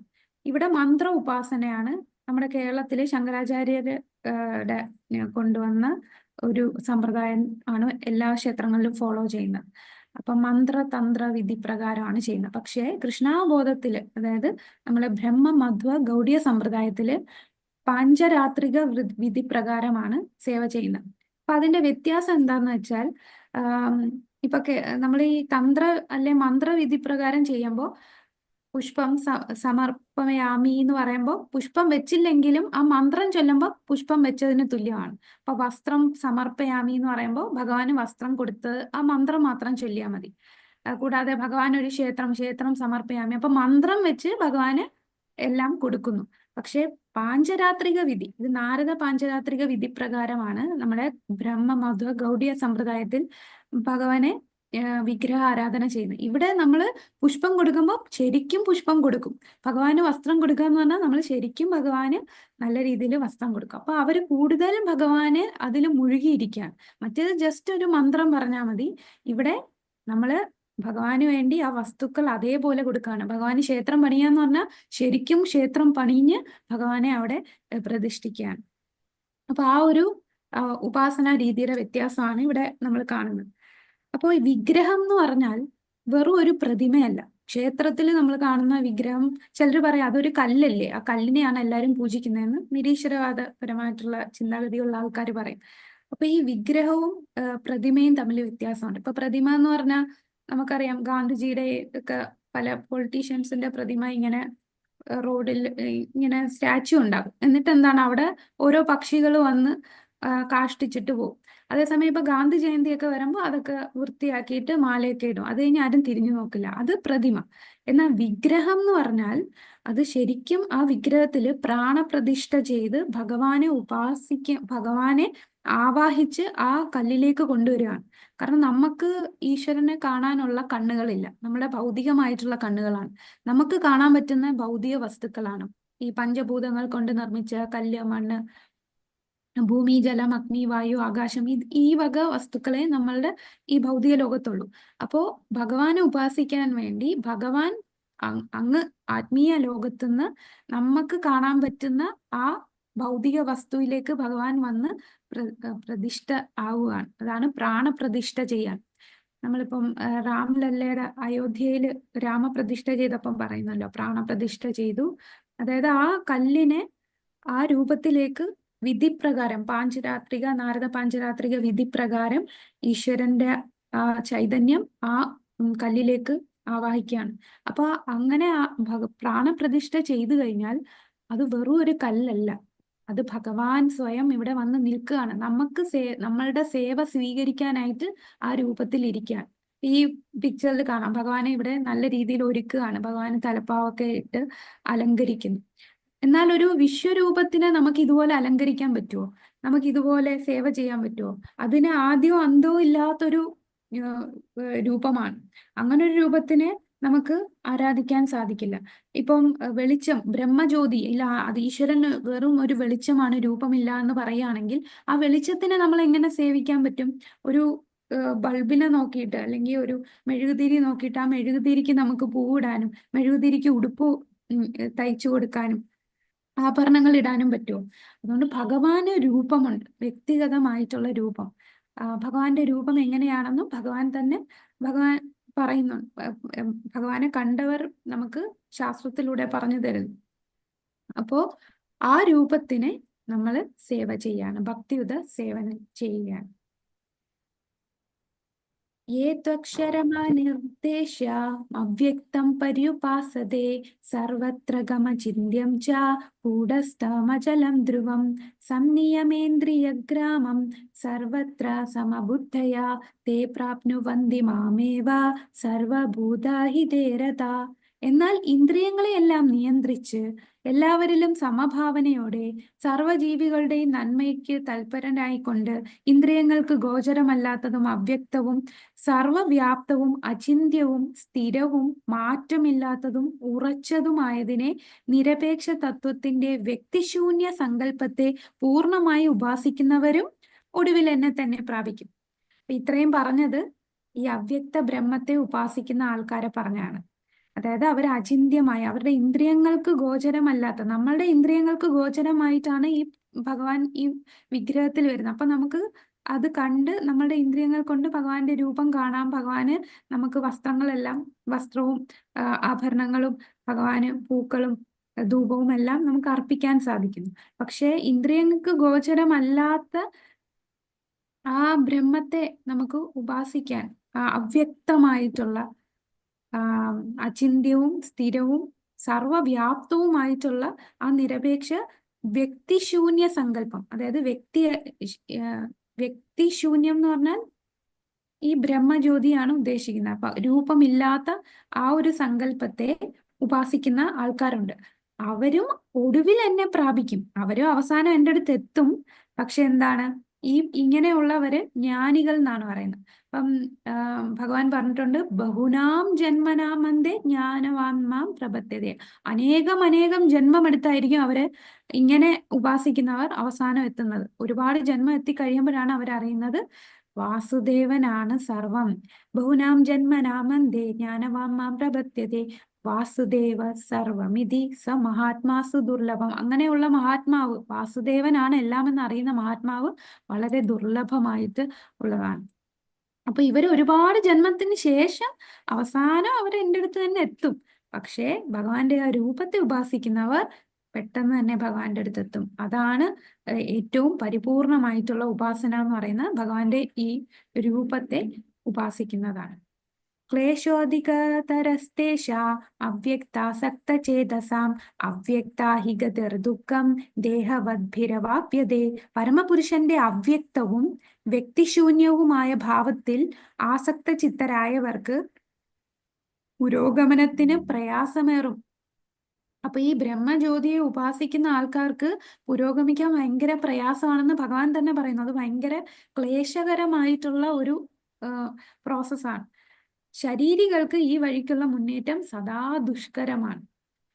അപ്പൊ ബദ്ധാത്മാക്കൾക്ക്, നമ്മളെ പോലെ ഈ ഭൗതിക ലോകത്തില് ശരീര ആസക്തരായിട്ട് നിൽക്കുന്ന വ്യക്തികൾക്ക് ഈ ഒരു ബ്രഹ്മജ്യോതിയെ ഉപാസിക്കുക എന്ന് പറഞ്ഞാൽ വളരെ ബുദ്ധിമുട്ടുള്ള ഡിഫിക്കൽട്ട് പ്രോസസ്സാണ്. അപ്പോൾ അത് ഭഗവാൻ തന്നെ അത് പറയുന്നു. ഇനി ഈ വിഗ്രഹ ആരാധന, ചില ആൾക്കാർ പറയും, ചില ആൾക്കാർ ചെയ്യാറുണ്ട്. എവിടെയെങ്കിലും ഒരു കല്ല് വെച്ചിട്ട് ആ കല്ലിനകത്ത് ഒരു പട്ട് തുണി ചുറ്റി കുറച്ച് കുങ്കുമമൊക്കെ ഇട്ട് എന്നിട്ട് കുറെ പൈസ ഇട്ടാൽ എല്ലാവരും വന്ന് ആ പൈസ ഇട്ട് അതിനെ തൊഴും. അപ്പൊ അത് ശരിക്കും ഓതറൈസ്ഡ് ആണോ? അതിനാണ് ഇവിടെ ഉദാഹരണം പറഞ്ഞിരിക്കുന്നത്. ഒരു തപാൽ പെട്ടി. തപാൽ പെട്ടി എന്ന് പറഞ്ഞാൽ ഒരു കൊച്ചു ഒരു നമ്മുടെ വീട്ടിന്റെ അടുത്ത് ഒരു കുട്ടി ആർട്ടിഫിഷ്യലായിട്ട് ഉണ്ടാക്കിയ ഒരു തപാൽ പെട്ടി ഇരിപ്പുണ്ട്. പിന്നെ അല്ലാതെ പോസ്റ്റ് ഓഫീസിൽ നിന്ന് ആധികാരികമായിട്ടൊരു തപാൽ പെട്ടി ഇരിപ്പുണ്ട്. ഏത് തപാൽ പെട്ടിയിൽ ഇട്ടാലായിരിക്കും നമ്മളുടെ ലെറ്റർ നേരെ കറക്റ്റ് അടുത്ത് എത്തുക? കുട്ടി ഉണ്ടാക്കിയിരിക്കുന്ന ആ തപാൽ പെട്ടിയിൽ നമ്മൾ ലെറ്റർ ഇട്ടാതെ എത്തുമോ? ഇല്ല. അതുപോലാണ് നമ്മൾ വെറുതെ ഒരു കല്ല് വെച്ചിട്ട് നമ്മൾ കുറെ പൂക്കളിട്ട് ഇങ്ങനെ ആരാധിക്കാൻ തുറന്നാൽ അത് ആധികാരികമല്ല. ആധികാരികമായിട്ടുള്ള, അതായത് ആ തപാൽ പെട്ടി പോസ്റ്റ് ഓഫീസിന്റെ ഓതറൈസ്ഡ് ആയിട്ടുള്ള ഒരു തപാൽ പെട്ടി ആണെന്നുണ്ടെങ്കിൽ, പോസ്റ്റ് ബോക്സ് ആണെന്നുണ്ടെങ്കിൽ അവിടെ ഇടുന്ന ലെറ്റർ അതേ നമ്മൾ കൊടുത്ത അതേ അഡ്രസ്സിലെത്തും. അതേപോലെ പ്രാണപ്രതിഷ്ഠ ചെയ്ത ഭഗവാന്റെ ഈശ്വര വിഗ്രഹ രൂപത്തിൽ നമ്മൾ അർച്ചന ചെയ്യുമ്പോൾ അത് നേരെ ഭഗവാനിൽ തന്നെ നമ്മളുടെ ആ സേവനം സ്വീകരിക്കപ്പെടും. അല്ലാതെ ചുമ്മാതെ ഏതെങ്കിലും ഒരു കല്ല് വെച്ച് നമ്മളുടെ രീതിയിൽ ഉപാസിക്കുന്നത് തെറ്റാണ്. നമ്മൾ തന്നെ ഇത്രയൊക്കെ മതി, നമുക്ക് ഇതൊക്കെ ചെയ്യാം, നമ്മൾ തന്നെ ഊഹാപോഹത്തിൽ കുറെ ഉപാസന രീതിയൊക്കെ കൊണ്ടുവരും. അങ്ങനെയല്ല, ഇത് വിധിപ്രകാരം ചെയ്യണം. അതൊക്കെ ഈ എഴുതിയിട്ടുണ്ട് എങ്ങനെയാണ് നമ്മൾ ഉപാസന ചെയ്യേണ്ടത്, ഈ പാഞ്ചരാത്രിക വിധി പ്രകാരം എങ്ങനെ ഉപാസന ചെയ്യണം. അപ്പൊ ആ പ്രകാരം, കൂടാതെ ഉപാസന ചെയ്യുന്നതിന് മുമ്പ് ആ വിഗ്രഹത്തിൽ പ്രാണപ്രതിഷ്ഠ ചെയ്ത് ഭഗവാനെ ആവാഹിച്ച് ആ വിഗ്രഹത്തിൽ കൊണ്ടുവരും. അപ്പോഴാണ് അത് ആർച്ച വിഗ്രഹമായി മാറുന്നത്. തെരുവിൽ പലയിടത്തും തപാൽ പെട്ടികൾ കാണാം. ഇവയിൽ നമ്മൾ കൊണ്ടുപോയി ഇടുന്ന കത്തുകൾ സ്വാഭാവികമായി നിഷ്പ്രയാസം ഉദ്ദിഷ്ട സ്ഥാനങ്ങളിൽ എത്തുന്നു. എന്നാൽ തപാൽ പെട്ടികൾ എന്ന് ആധികാരികമായി പ്രഖ്യാപിക്കാത്ത ഏതെങ്കിലും പഴയ പെട്ടികളിലൂടെ ഈ പ്രക്രിയ നടത്താനാവില്ല. അങ്ങനെ അംഗീകൃതമായ പ്രാതിനിധ്യമുള്ള ഒരു വിഗ്രഹ രൂപം ഈശ്വരനുണ്ട്. അതിനെ അർച്ചാ വിഗ്രഹം എന്ന് പറയുന്നു. ഈ അർച്ചാ വിഗ്രഹം പരമപുരുഷന്റെ അവതാരമാണ്. അപ്പൊ ഭഗവാൻ ഇവിടെ നമ്മളുടെ സേവനം സ്വീകരിക്കാൻ വിഗ്രഹ രൂപത്തിൽ വന്നിരിക്കുകയാണ്. അപ്പൊ നമ്മൾ ഒരിക്കലും ക്ഷേത്രത്തിൽ നമ്മളിപ്പോ ഗുരുവായൂരപ്പനെ കാണുമ്പോൾ അവിടെ ഗുരുവായൂരപ്പൻ അവിടെ നിൽക്കുകയാണ്. ആ ഗുരുവായൂരപ്പൻ വെറും ഒരു കല്ലാണ്, അവിടെ എന്തോ ഒരു പ്രകാശമാണ് എന്നൊക്കെ പറയുന്നത് അത് അവരുടെ മൂഢത്തരമാണ്. ഭഗവാൻ നമ്മളുടെ സേവ സ്വീകരിക്കാൻ അവിടെ ഭഗവാനായിട്ട് തന്നെ വന്ന് നിൽക്കുകയാണ്, അവതരിച്ച് നിൽക്കുകയാണ്. ये तु सर्वाणि कर्माणि मयि सन्न्यस्य मत्परा अनन्येनैव योगेन मां ध्यायन्ता उपासते तेषामहं समुद्धर्ता मृत्युसंसारसागरात् भवामि न चिरात् पार्थ മയ്യാവേശിതചേതസാം. ഹേ പാർത്ഥ, എന്നാൽ എന്നെ എല്ലായ്പ്പോഴും ധ്യാനിച്ചുകൊണ്ട് സർവകർമ്മങ്ങളെയും എനിക്കായി അർപ്പിച്ച് എന്നിൽ മനസ്സ് അചഞ്ചലമായി ഊന്നിക്കൊണ്ട് ഭക്തിയുത സേവനത്തിൽ ഏർപ്പെട്ടു പോരുന്നവരെ ഞാൻ വേഗത്തിൽ ജനന മരണങ്ങളുടെ ഈ സമുദ്രത്തിൽ നിന്ന് കരകയറ്റും. അപ്പൊ ഈ ജനന മരണത്തിനെ സമുദ്രമായിട്ടാണ് പറഞ്ഞിരിക്കുന്നത്. അപ്പൊ ഈ കടൽ എന്ന് പറഞ്ഞാൽ എന്താണ്? നമ്മൾ കടൽ നോക്കി അറിയാം, ഇത് ആദ്യവും അന്തവും ഇല്ലാതെ ഇങ്ങനെ വ്യാപിച്ചു നിൽക്കുകയാണ് കടല്. കടൽ എവിടെ അവസാനിക്കുമെന്ന് നമുക്ക് കാണാൻ പോലും പറ്റില്ല. അപ്പൊ അങ്ങനെയുള്ള കടല് പോലെയാണ് നമ്മളുടെ ഈ ജീവിതം. ഈ ഭൗതിക ലോകത്തുള്ള ജീവിതം. ഭവസാഗരം എന്നാണ് ഈ ഭൗതിക ലോകത്തെ പറഞ്ഞിരിക്കുന്നത്, ഭവസാഗരം. കാരണം ഇവിടെ ഇങ്ങനെ ജനന മരണം ഇത് എവിടെ തീരും, എവിടെ നിന്ന് തുടങ്ങുമെന്ന് നമുക്ക് പറയാൻ പറ്റുന്നില്ല. എപ്പോഴും ജനനം, ജന്മ മൃത്യു, പിന്നെ വ്യാധികൾ, എപ്പോഴും ഓരോ പ്രശ്നങ്ങൾ വരുന്നു. പല ആൾക്കാരും സൂയിസൈഡ് ചെയ്യുന്നു, ചിലര് ആക്സിഡന്റിൽ മരിക്കുന്നു, ചിലര് പ്രകൃതി ദുരന്തത്തിൽ മരണപ്പെടുന്നു. അപ്പൊ എപ്പോഴും എന്തെങ്കിലുമൊക്കെ പ്രശ്നങ്ങളുള്ള ഒരു സാഗരമാണ്. ഇതിനൊരു അന്ത്യമില്ലാതെ ഇങ്ങനെ തുടർന്നുകൊണ്ടിരിക്കുകയാണ്. അപ്പൊ അങ്ങനെയുള്ള ഈ കടല്, ജനന മരണം എന്ന ഈ കടലിൽ നിന്ന് നമുക്ക് കര കയറണമെങ്കിൽ, കണ്ടോ ഇവിടെ കാണാം, ഒരു വ്യക്തി കടലിൽ പെട്ട് കിടക്കുന്നു. എത്ര വലിയ നീന്തൽക്കാരനാണെന്ന് പറഞ്ഞാലും കുറെ കഴിയുമ്പോൾ ഈ കടലിൽ ക്ഷീണിച്ചു പോകും. അപ്പൊ ഒരു കൈത്താങ്ങ് കിട്ടിയാലേ രക്ഷ നേടാൻ സാധിക്കൂ. ഭഗവാൻ ഇവിടെ ഗരുഡന്റെ മുകളിലേറി നമ്മളെ വിളിക്കുകയാണ്, കൈ പിടിച്ച് ഉയർത്താനായിട്ട് ഭഗവാൻ വരികയാണ്. അപ്പൊ എന്താ ഭഗവാൻ ഇവിടെ പറയുന്നത്? എന്നെ എപ്പോഴും ധ്യാനിച്ച് എല്ലാം എന്നിൽ അർപ്പിച്ച് മനസ്സചഞ്ചലമായി എന്നെ ഭക്തിയുത സേവനത്തിൽ ഏർപ്പെടുന്നവനെ ഞാൻ വേഗത്തിൽ ഈ സമുദ്രത്തിൽ നിന്ന് കരകയറ്റും. അങ്ങനെയുള്ള വ്യക്തി, ആ ഭഗവാന്റെ കൈത്താങ്ങില്ലാതെ നമുക്കൊരിക്കലും ഈ സാഗരത്തിൽ നിന്ന് രക്ഷ നേടാൻ സാധിക്കില്ല. ചില ആൾക്കാർ ഭൗതികമായിട്ട് വലിയ പൊസിഷനിലായിരിക്കും, ആൾക്കാരെല്ലാം ഒരുപാട് ആരാധിക്കുന്ന വ്യക്തിയായിരിക്കും. പക്ഷെ എത്ര വലിയ ആളാണെന്ന് പറഞ്ഞാലും അവരെല്ലാം ഈ ക്ലേശങ്ങൾ അനുഭവിക്കേണ്ടി വരും. ജനന മരണ ചക്രത്തിൽ വന്നു പെട്ടുകൊണ്ടിരിക്കും. അപ്പൊ ആ സാഗരത്തിൽ നിന്ന് രക്ഷപ്പെടണമെങ്കിൽ ഭഗവാനെ ശരണം പ്രാപിക്കും. അപ്പൊ ഇവിടെ ഒരു നല്ലൊരു ഉദാഹരണം കാണാം. ഇവിടെ കാണിച്ചിരിക്കുന്നത്, ഇത് ശരിക്കും മഹാഭാരതത്തില് വിതുരര് യുധിഷ്ഠിരനോട് പറയുന്ന ഒരു ഉപമയാണ്. ഇവിടെ നമുക്ക് ഒരു വ്യക്തി ഈ മരത്തിന്റെ കൊമ്പിൽ ഇങ്ങനെ പിടിച്ചു തൂങ്ങി നിൽപ്പുണ്ട്. ഇവിടെ ഒരു ആനയെ കാണാം. ഈ ആന എന്താ ചെയ്യുന്നത്? ഈ മരത്തിനെ ഇട്ട് ഒലയ്ക്കുകയാണ്. പിന്നെ ഇവിടെ 2 എലീനെ കാണാം. ഒരു വെളുത്ത എലിയുണ്ട്, ഒരു കറുത്ത എലിയുണ്ട്. ഈ എലി ഈ കൊമ്പ് ഇങ്ങനെ കരണ്ടുകൊണ്ടിരിക്കുകയാണ്. പിന്നെ ഈ കൊമ്പ് മുറിഞ്ഞാൽ എന്ത് പറ്റും? ഇയാള് നേരെ ഈ കുഴി വീഴും. അവിടെയാണെങ്കിലോ കുറെ സർപ്പങ്ങളുണ്ട്. പിന്നെ ഇവിടെ ഒരു തേനീച്ച കൂട് നമുക്ക് കാണാം. ഈ തേനീച്ച കൂട്ടില് ഈ വ്യക്തി എന്ത് ചെയ്തോണ്ടിരിക്കുക? നാക്കിങ്ങനെ നീട്ടി വെച്ചിട്ടുണ്ട്. എന്താണ് കഴിച്ചുകൊണ്ടിരിക്കുന്നത്? ആ തേനീച്ച കൂട്ടിൽ നിന്ന് ഇറ്റിറ്റ് വീഴുന്ന തേൻ നുകർന്നുകൊണ്ടിരിക്കുകയാണ്. നമുക്ക് സൈഡിൽ കാണാം, ഭഗവാൻ കൈനീട്ടി വിളിക്കുന്നുണ്ട്. അപ്പൊ ഇതെന്താന്ന് വെച്ചാൽ, ഈ എലി എന്ന് പറഞ്ഞാൽ രാവും പകലുമാണ്. ഈ കറുത്ത എലിയും വെളുത്ത എലി എന്ന് പറയുന്ന രാവും പകലുമാണ്. ഈ രാവും പകലും, ഓരോ രാവും കഴിഞ്ഞ് പകലാവുമ്പോഴും നമ്മളുടെ ആയുസ് ഓരോ ദിവസം കുറഞ്ഞുകൊണ്ടിരിക്കുകയാണ്. ആയുസ് കുറഞ്ഞു വരികയാണ്. അതാണ് ഈ രാവും പകലും ഇങ്ങനെ ഈ വ്യക്തിയുടെ ആയുസിനെ, ഈ കൊമ്പ് ഇങ്ങനെ, കൊമ്പെന്ന് പറയുന്ന ആയുസാണ്, ഇങ്ങനെ കരണ്ടുകൊണ്ടിരിക്കുകയാണ്. ഇനിയും മരം എന്ന് പറയുന്ന ഈ ഒരു ജന്മമാണ് ഈ മരമായിട്ട് പറഞ്ഞിരിക്കുന്നത്. ഇനി ഈ ആന എന്ന് പറഞ്ഞാൽ നമ്മൾ കഴിഞ്ഞ ജന്മം ചെയ്ത കർമ്മ ഫലങ്ങൾ ഇങ്ങനെ വന്നുകൊണ്ടിരിക്കുന്നതാണ് ആന. അപ്പൊ ആന ഇങ്ങനെ ഇട്ട് ഒലയ്ക്കുകയാണ്. കഴിഞ്ഞ ജന്മത്തിലെ കർമ്മഫലം നമ്മളുടെ ജീവിതത്തിൽ ഇങ്ങനെ നല്ലതും ചീത്തയായിട്ടൊക്കെ ഇങ്ങനെ വരും. അതെങ്ങനെ നല്ലതും ചീത്തയായിട്ട് വരുന്നത്? ഇതിട്ട് ഒലയ്ക്കുമ്പോ ഈ തേനീച്ചക്കൂട് അനങ്ങും. തേനീച്ചക്കൂട് അനങ്ങുമ്പോൾ നമ്മൾ പുണ്യകർമ്മം ചെയ്താൽ പുണ്യഫലങ്ങൾ വരും. ആ പുണ്യഫലങ്ങളാണ് ഈ ഇറ്റിറ്റ് വീഴുന്ന തേൻ. ഇനി നമ്മൾ ചീത്ത കർമ്മങ്ങൾ ചെയ്തിട്ടുണ്ടെങ്കിൽ ചീത്ത ഫലങ്ങൾ വരും. അതാണ് ഈ തേനീച്ച കൂട് ഇളക്കിയാൽ എന്താണ്? ഈ തേനീച്ച വന്ന് കുത്തും. അപ്പോൾ സുഖവും ദുഃഖവും. ഇവിടെ തേനീച്ച വന്ന് കുത്തിക്കൊണ്ടിരിക്കുകയാണ്. കൂടാതെ ഇവിടെ ഈ ആയുസ് ഇങ്ങനെ കുറഞ്ഞുകൊണ്ടിരിക്കുകയാണ്. ഇനി ആയുസ് കുറഞ്ഞുകൊണ്ടിരിക്കുന്നു, തേനീച്ച കുത്തുന്നു. പക്ഷേ ഇയാൾ അതൊന്നും മൈൻഡ് ചെയ്യുന്നില്ല. എത്ര ക്ലേശങ്ങൾ ജീവിതത്തിൽ വന്നാലും ആ കിട്ടുന്ന സുഖത്തിനെ നുകർന്നുകൊണ്ടിരിക്കുകയാണ്. അതാണ് നാക്ക് നീട്ടിക്കൊണ്ട് ഈ തേനിനെ നുകർന്നുകൊണ്ടിരിക്കുകയാണ്. അതാണ് ഈ ഭൗതിക ലോകത്ത് ഒരുപാട് മെറ്റീരിയലിസ്റ്റിക് ആയിട്ടുള്ള ഭൗതികവാദികൾ അവർ മനസ്സിലാക്കുന്നില്ല ഈ ഒരു ലോകത്ത് ഒരുപാട് കഷ്ടതകൾ ഉണ്ട് എന്ന്. അവർ ജീവിതത്തിൽ വരുന്ന ചെറിയ ചെറിയ സുഖം അതാണ് ഏറ്റവും വലുതെന്ന് വിചാരിച്ച് അത് തന്നെ നുകർന്നുകൊണ്ടിരിക്കുകയാണ്. എന്നാൽ അവസാനം എന്താ സംഭവിക്കുക?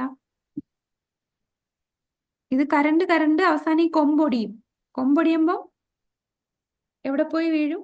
ഈ കിണറ്റിൽ പോയി വീഴും. അതായത് അടുത്ത ജന്മമാണ് ഈ കിണർ. അപ്പൊ അടുത്ത ജന്മം കിണറ്റിൽ വീണു. ഈ പാമ്പുകൾ എന്തായിരിക്കും? ഈ പാമ്പുകൾ എന്ന് പറയുന്നത് ഇനി വരാൻ പോകുന്ന ഫലങ്ങൾ, കർമ്മഫലം, അടുത്ത ജന്മത്തിൽ അനുഭവിക്കാനിരിക്കുന്ന കർമ്മഫലമാണ് ഈ പാമ്പുകളായിട്ടിരിക്കുന്നത്. ഇതാണ് ഒരു വ്യക്തിയുടെ ജീവിതം. ഇത് വിതുരർ യുധിഷ്ഠിരർക്ക് പറഞ്ഞു കൊടുത്തതാണ്. എന്നാൽ ഈ ക്ലേശങ്ങളിൽ നിന്നൊക്കെ രക്ഷപ്പെടാനായിട്ട് ഭഗവാൻ നമ്മളെ കൈ നീട്ടി വിളിക്കുന്നുണ്ട്. പക്ഷെ നമ്മൾ ഭഗവാനെ മൈൻഡ് പോലും ചെയ്യുന്നില്ല. നമുക്ക് ഭഗവാൻ ഭഗവത്ഗീത പോലെയുള്ള ശാസ്ത്രങ്ങൾ തന്നിട്ടുണ്ട്, ആചാര്യന്മാരെ തന്നിട്ടുണ്ട് ഇവിടെ നിന്ന് രക്ഷപ്പെടാൻ. പക്ഷെ നമ്മൾ അതൊന്നും നോക്കാതെ ഈ കിട്ടുന്ന ചെറിയ ചപല സുഖം, ആ ചെറിയ സുഖത്തിന് വേണ്ടി മറ്റൊന്നും ശ്രദ്ധിക്കാതെ അത് നുകർന്നുകൊണ്ടിരിക്കുക. ഇതാണ് ഈ ഭൗതികവാദികളായിട്ടുള്ള മനുഷ്യൻ. നമുക്ക് രക്ഷ നേടാൻ നമ്മൾ എന്ത് ചെയ്താൽ മതി? ഒരു കൈ ഭഗവാന്റെ കയ്യിലൊന്ന് കൊടുത്താൽ ഭഗവാൻ നമ്മളെ ഈ സാഗരത്തിൽ നിന്ന്, ജനന മരണ ചക്രത്തിൽ നിന്ന് നമ്മളെ രക്ഷിക്കും. മയ്യേവ മനാധത്സ്വ മയി ബുദ്ധിം നിവേശയ നിവശിഷ്യസി മയ്യേവ അത ഊർധ്വം ന സംശയ. പരമദിവ്യോത്തമ പുരുഷനായ എന്നിൽ മനസ്സുറപ്പിച്ച് ബുദ്ധിയെ വ്യാപരിപ്പിക്കുക. അപ്രകാരം നീ എല്ലായ്പ്പോഴും എന്നിൽ തന്നെ വാഴും, സംശയമില്ല.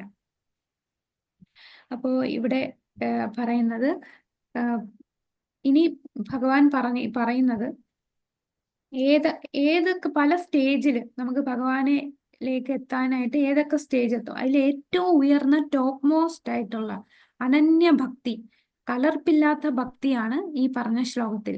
അതായത് അവരുടെ ബുദ്ധിയും മനസ്സും ശരീരവും ആത്മാവും എല്ലാം ഭഗവാനിൽ തന്നെ മുഴുകിയിരിക്കുന്ന വ്യക്തികൾ.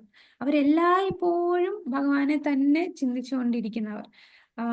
അവർ ഉറങ്ങുമ്പോഴും ഉണർന്നിരിക്കുമ്പോഴും കഴിക്കുമ്പോഴും എന്ത് പ്രവൃത്തി ചെയ്യാൻ പറ്റും 24 മണിക്കൂറും ഭഗവാനിൽ തന്നെ ബുദ്ധി ഉറപ്പിച്ച്, മനസ്സും ബുദ്ധിയും ഉറപ്പിച്ച് വ്യാപരിച്ചിരിക്കുന്ന വ്യക്തികൾ. അവരാണ് ഏറ്റവും ഉയർന്ന ഭക്തർ.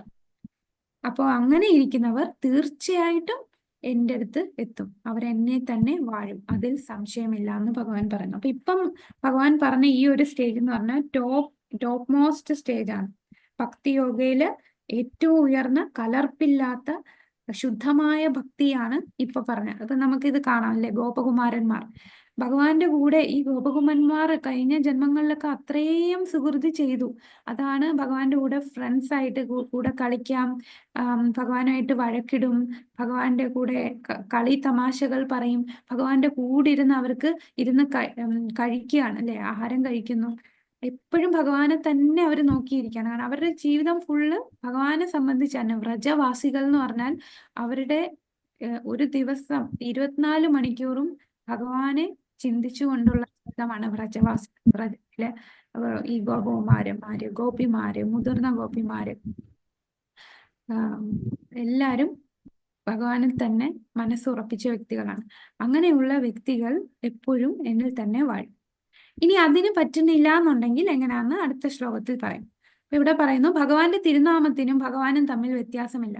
ഭക്തൻ ഹരേ കൃഷ്ണ കൃഷ്ണ കൃഷ്ണ ഹരേ ഹരേ, ഹരേ രാമ രാമ രാമ ഹരേ ഹരേ എന്ന മഹാമന്ത്രം ഉച്ചരിക്കുമ്പോൾ ഭഗവാൻ കൃഷ്ണനും അദ്ദേഹത്തിന്റെ അന്തരംഗ ശക്തിയും ആ നാവിന്മേൽ നൃത്തമാടുകയാണ്. ഭക്തൻ കൃഷ്ണനായി നൈവേദ്യം അർപ്പിക്കുമ്പോൾ ഭഗവാൻ സ്വയം അത് ആസ്വദിക്കുന്നു. അപ്പൊ ഈ കാണിച്ചിരിക്കുന്ന ആരാണ്?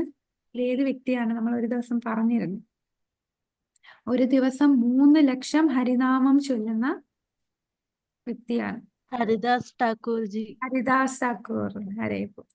ഹരിദാസ് ഠാക്കൂർ ആരാണ്? ഹരിദാസ് ഠാക്കൂർ ആയിട്ട് വന്നത് ശരിക്കും ആരായിരുന്നു? ലളിതാ സഖി. അല്ലല്ല, ഹരിദാസ് ഠാക്കൂർ ബ്രഹ്മാവാണ് ഹരിദാസ് ഠാക്കൂറായിട്ട് വന്നിരിക്കുന്നത്. ഇപ്പൊ ബ്രഹ്മവിമോഹന ലീല നമുക്കറിയില്ലേ? ബ്രഹ്മവിമോഹന ലീലയ്ക്ക് ശേഷം അദ്ദേഹം അതായത് ഭഗവാന്റെ കൂട്ടുകാരെയും ഭഗവാന്റെ പശുക്കളെയെല്ലാം ബ്രഹ്മാവ് ഒളിപ്പിച്ചു വെക്കും. അങ്ങനെ ഒരു വർഷക്കാലം ഭഗവാൻ തന്നെ ഈ പശുക്കളും ഈ ഭഗവാന്റെ ഗോപകുമാരന്മാരും ഒക്കെ ആയിട്ട് ഭഗവാൻ തന്നെ വിസ്തരിക്കും. പിന്നെ ബ്രഹ്മാവ് തിരിച്ചു വന്ന് നോക്കിയപ്പോൾ അവരെല്ലാം അവിടെ തന്നെ ഉണ്ട്. പിന്നാണ് മനസ്സിലായത് ഇതെല്ലാം ഭഗവാൻ തന്നെയാണെന്ന്. അങ്ങനെ ബ്രഹ്മാവ് വന്ന് ക്ഷമ ചോദിക്കും. അപ്പൊ ആ ബ്രഹ്മവിമോഹന ലീലയില് ബ്രഹ്മാവ് ആ ഒരു അപരാധം ഭഗവാനോട് ചെയ്തത് കൊണ്ട് ബ്രഹ്മാവ് തന്നെ പറയും, എനിക്കിനി അടുത്തൊരു ജന്മം നീചമായ കുലത്തിൽ ജനിക്കണം. അങ്ങനെ ഒരു മുസൽമാനായിട്ടാണ് ഇദ്ദേഹം ജനിക്കുന്നതെങ്കിലും വളരെ വലിയ ഭക്തനാണ്. അപ്പൊ നമ്മളുടെ ഈ ബ്രഹ്മാണ്ടത്തിലെ നമ്മളുടെ ബ്രഹ്മാവ് വലിയൊരു ഭക്തനാണ്. നമ്മളുടെ ചതുർഭുജനായിട്ടുള്ള സോറി 4 തലകളുള്ള ബ്രഹ്മാവ്. അപ്പോൾ ആ ബ്രഹ്മാവാണ് ഹരിദാസ് താക്കൂറായിട്ട് വന്ന് 24 മണിക്കൂറും ഹരിനാമം ചൊല്ലി. ഇപ്പൊ തുളസി തറയുടെ ഫ്രണ്ടിലിരുന്നാണ് നാമം ജപിക്കുക. എല്ലാം ഭഗവാന് സമർപ്പിച്ച് അദ്ദേഹം കഴിക്കുന്നത് വളരെ ചുരുക്ക സമയമേ അദ്ദേഹം കഴിക്കാനും സ്വന്തം ശരീര ഇന്ദ്രിയങ്ങൾക്ക് വേണ്ടി അദ്ദേഹം ചെലവഴിക്കുന്ന സമയം വളരെ തുച്ഛമായിട്ടുള്ള സമയമാണ്. ബാക്കി എല്ലാ സമയവും നാമം ജപിച്ചുകൊണ്ടിരിക്കുകയാണ്.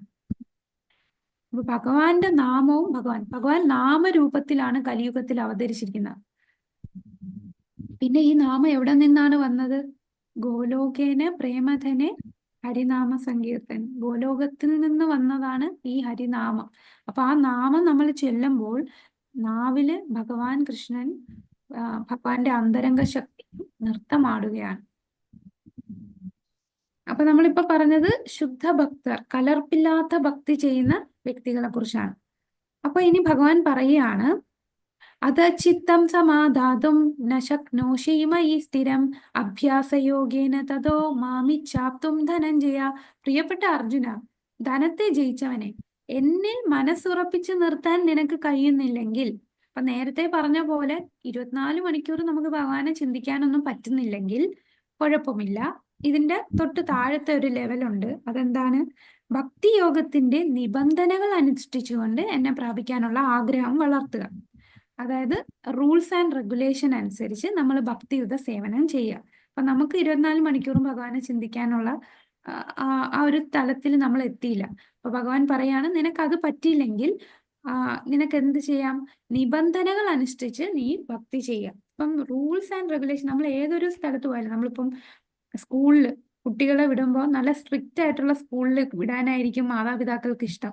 കാരണം അവിടെ റൂൾസ് റെഗുലേഷൻസും ഉള്ളത് കൊണ്ട് കുട്ടി നല്ല രീതിയിൽ അച്ചടക്കം ഉള്ള കുട്ടിയായിട്ട് വരും. ഇപ്പം റൂൾസ് ഒന്നും ഇല്ലാത്ത ഒരു സ്കൂളാണ്.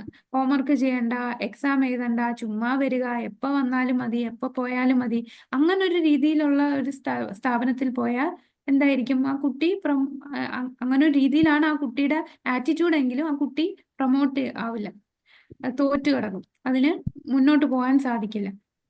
അതുപോലാണ് ഭക്തി. ഭക്തിയിലും നമ്മൾ ചില നിബന്ധനകൾ പാലിക്കണം. അങ്ങനെ പാലിക്കുകയാണെങ്കിൽ നിനക്ക് എന്നെ പ്രാപിക്കാനുള്ള ആഗ്രഹം നമുക്ക് വരും. ഭഗവാനെ ചിന്തിക്കാനും ഭഗവാനെ എപ്പോഴും മനസ്സുറപ്പിക്കാനുമുള്ള ആ ഒരു ആഗ്രഹം നമുക്ക് വളർത്താൻ സാധിക്കും.